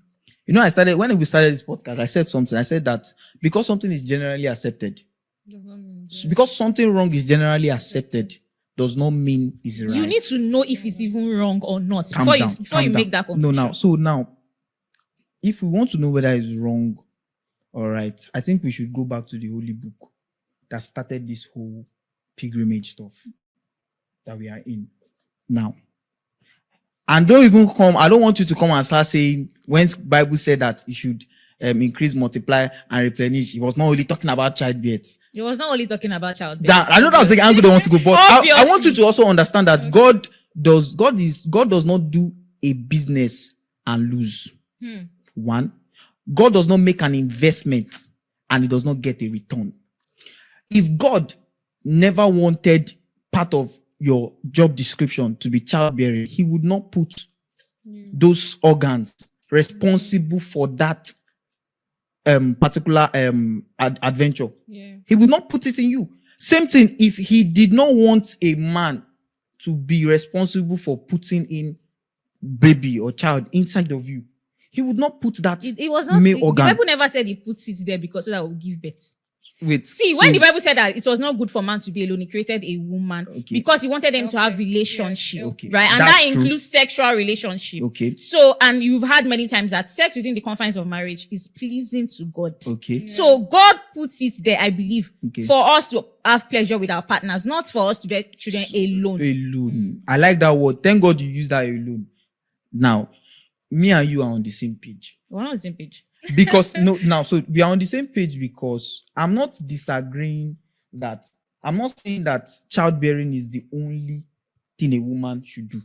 I'm only coming from the angle that says that if I'm playing my full role and you choose not to play your full role, it means that either one of us is selfish. Now, I'm not talking about that person that went through trauma and is willing to work things out. I'm talking about that person that is adamant, that is saying, this is who I am. Marry me like that, take me like that. Bro, you're not even considering me. Your own partner. Yeah, I know that you're talking like that. Yes, I know that you're going to say it. I'm an Igbo man. I'm not just an Igbo man. You need a lot of children to help you work on your farm. No. I don't need a lot of children to help me work on my farm. Okay. Do you understand? I don't need a lot of children. I'm not even talking about. I'm not talking about gender now. Okay. It is. See, there is a joy, and you cannot tell me women don't have that same joy. When you can see, I think I met somebody that explained love to me in a very sweet way. God bless that person. Wherever she is. She said, when a man and a woman meet themselves, they fall in love. When they meet themselves. When they get married, they make love. Yeah. The love they make goes from feeling to becoming tangible. That's the children they now see. Okay, thank you so much. Do you understand? Now.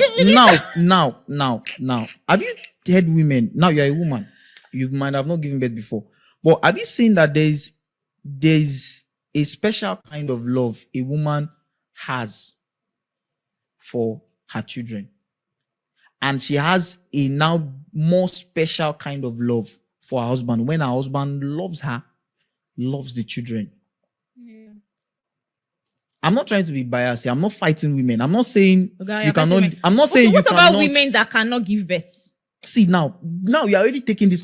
Now you are You not. have telling me that childbirth is the tangibility of love. So what about women that cannot? I did not say it. I said somebody. You said you love it explained beautifully, it, and you I loved appreciated it. the So now, if they don't give birth, does that mean that their love has not become tangible? Does that mean that because the woman does not have children to love, the man also does not have children Now, to love, so so- that the woman will love her specially. Does that mean that their marriage is not? I never said that your child, you need a child for your love to be tangible.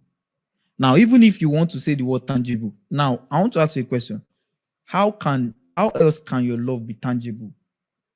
Because tangibility talks about something physical that you can feel. I'm not talking about something emotional now, something physical, something tangible, something I can hold, something I can see. Like a baby. If you say so, like a baby. Igbo man.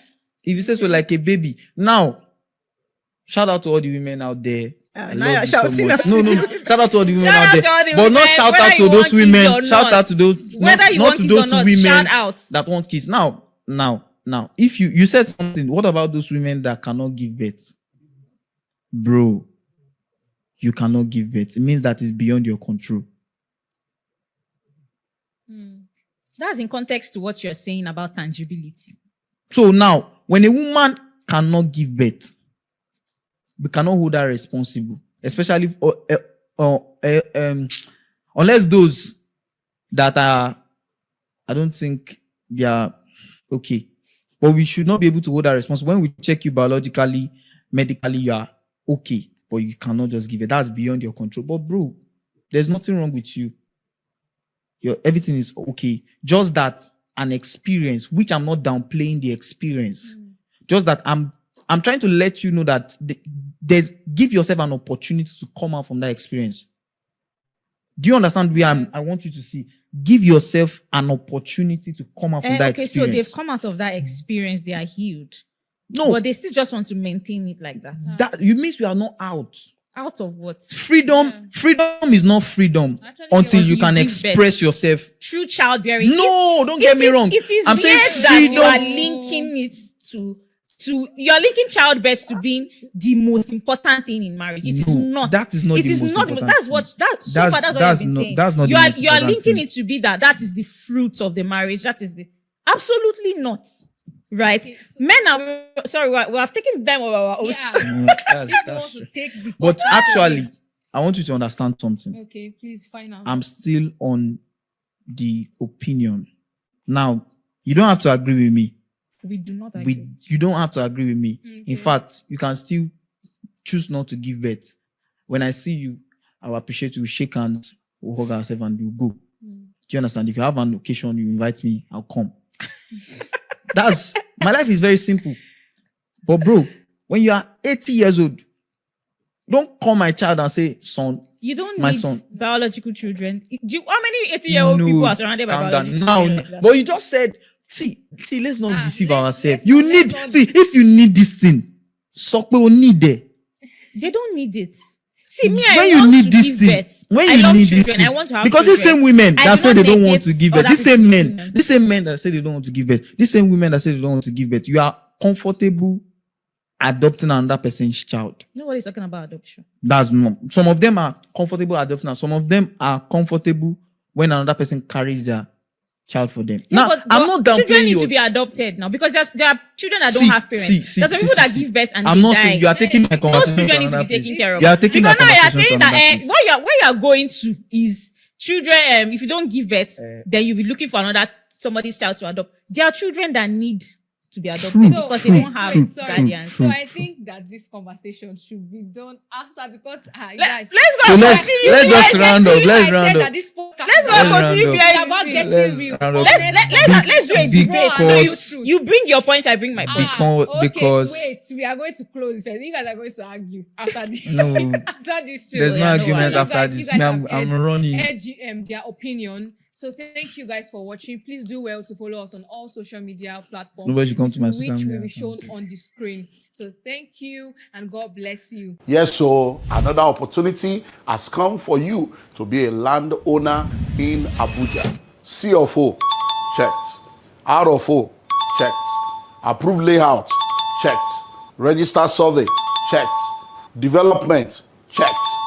Listen and listen well. The Genesis Estate Abuja is one of the hottest land you can ever be a part of right now. In Genesis Estate Abuja, we have almost 50 buildings that have already been developed, that is awaiting you to come by and move in. And guess what? We've just signed an agreement to begin 500 housing units along with a government agency. So buying a land in Genesis Estate in Abuja is no more something you need to delay on. Genesis Estate is located behind Bingham University on the Yanya Kefi Express Road in Outer Balefi. All documents are intact, and with just 20 million naira, yes, you heard me right, with 20 million naira, you can own a plot of land within Genesis Estate.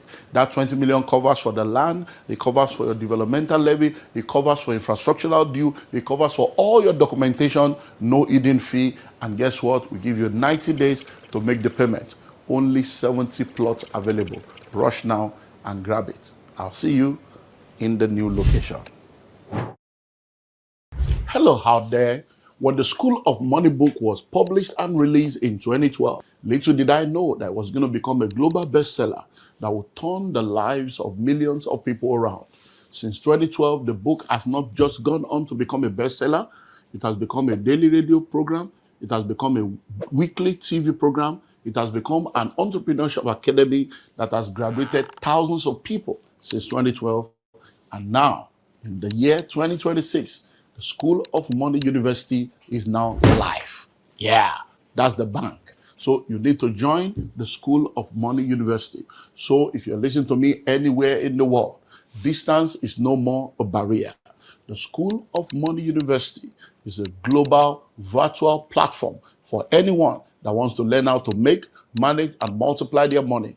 And it serves as a blueprint for raising a new breed of entrepreneurs. When you register and become a part of the School of Money University, you're going to enjoy access to everything I've written when it comes to wealth creation. All my products on wealth creation will be available to you. And then we have 50 studio mastered, studio recorded, specially curated modules on wealth creation. You cannot afford to miss this global opportunity. With just $100, you'll be a part of the School of Money University. You have access to all this, and then you're going to be connected to the global alumni platform so that together we'll win. If you want to go fast, go alone.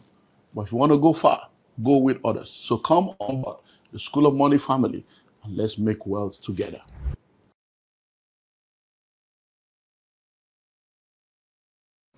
Hello out there. I know you probably heard that over 80% of businesses that are started fail within the first 5 years. But have you ever found out the reason why?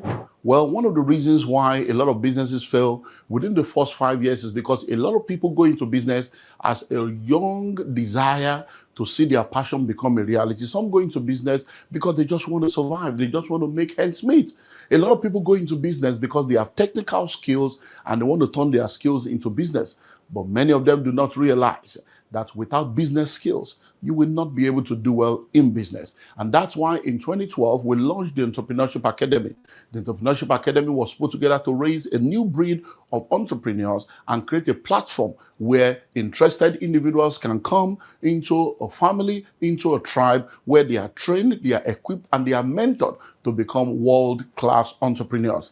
Within the last few years, since 2012, we have trained thousands of people. Hundreds of them are doing amazingly well in business, and some of them have become multi-billionaires with proofs to show. If you are listening to me right now, you are in business, or you like to go into business. I want to invite you to take advantage of the global platform that we have made available to you to go through the Entrepreneurship Academy online. It's now global and it's virtual. You don't need to spend 9 months in a business school or spend 1 year in an MBA. You can have your own MBA right on your fingertip or right on your tablet in the comfort of your home or the comfort of your office. So register now. Click the link on the screen and be a part of the Entrepreneurship Academy. You know the amazing thing? Once you're through, you're going to be a part of the global mentorship platform. And together, we move from glory to glory. Welcome to the next chapter of your life. Have you heard of GREEB 2026? This is not a public training, it's a private room where serious-minded, intelligent, and intentional individuals, families, and organizations are coming together to learn what they need to learn in order to win where they need to win. There are things that people do in secret that makes them to shine in the open. And if you become a part of this room, then you'll be ready to shine in the world of real estate and become a major player. If you understand this message, you will know that this is for you. Join us now.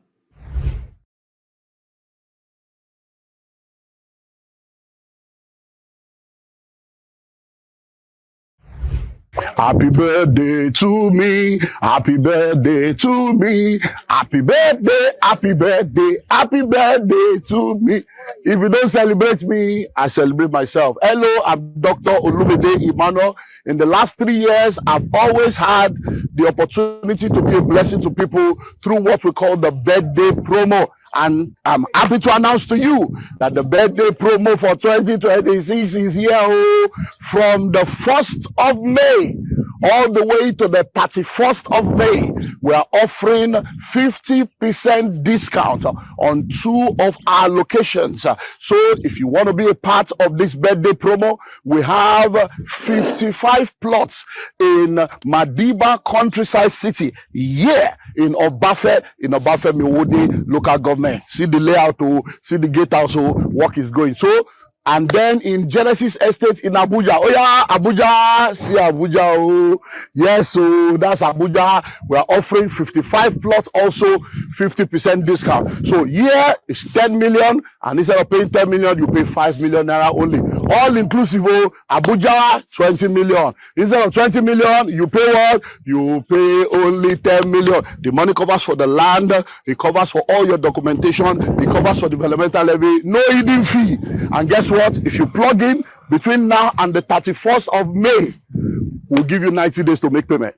One more. Madiba palm tree farm. We have added the palm tree farm to the promo. 6 million per acre, 15 million per hectare. That one, let's do 100 plots. Happy birthday. Oh yeah, plug it, clock it.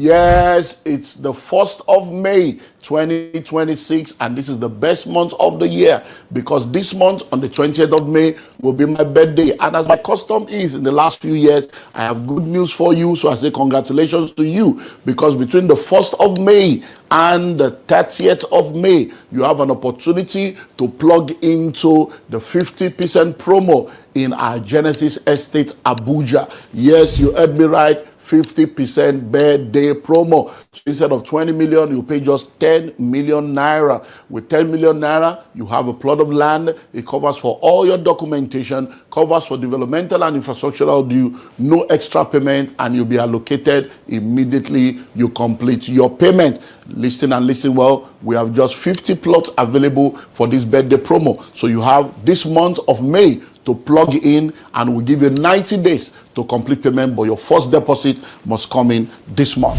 So Genesis Estate, Outer Balefi, behind Bingham University, you have no reason not to plug in.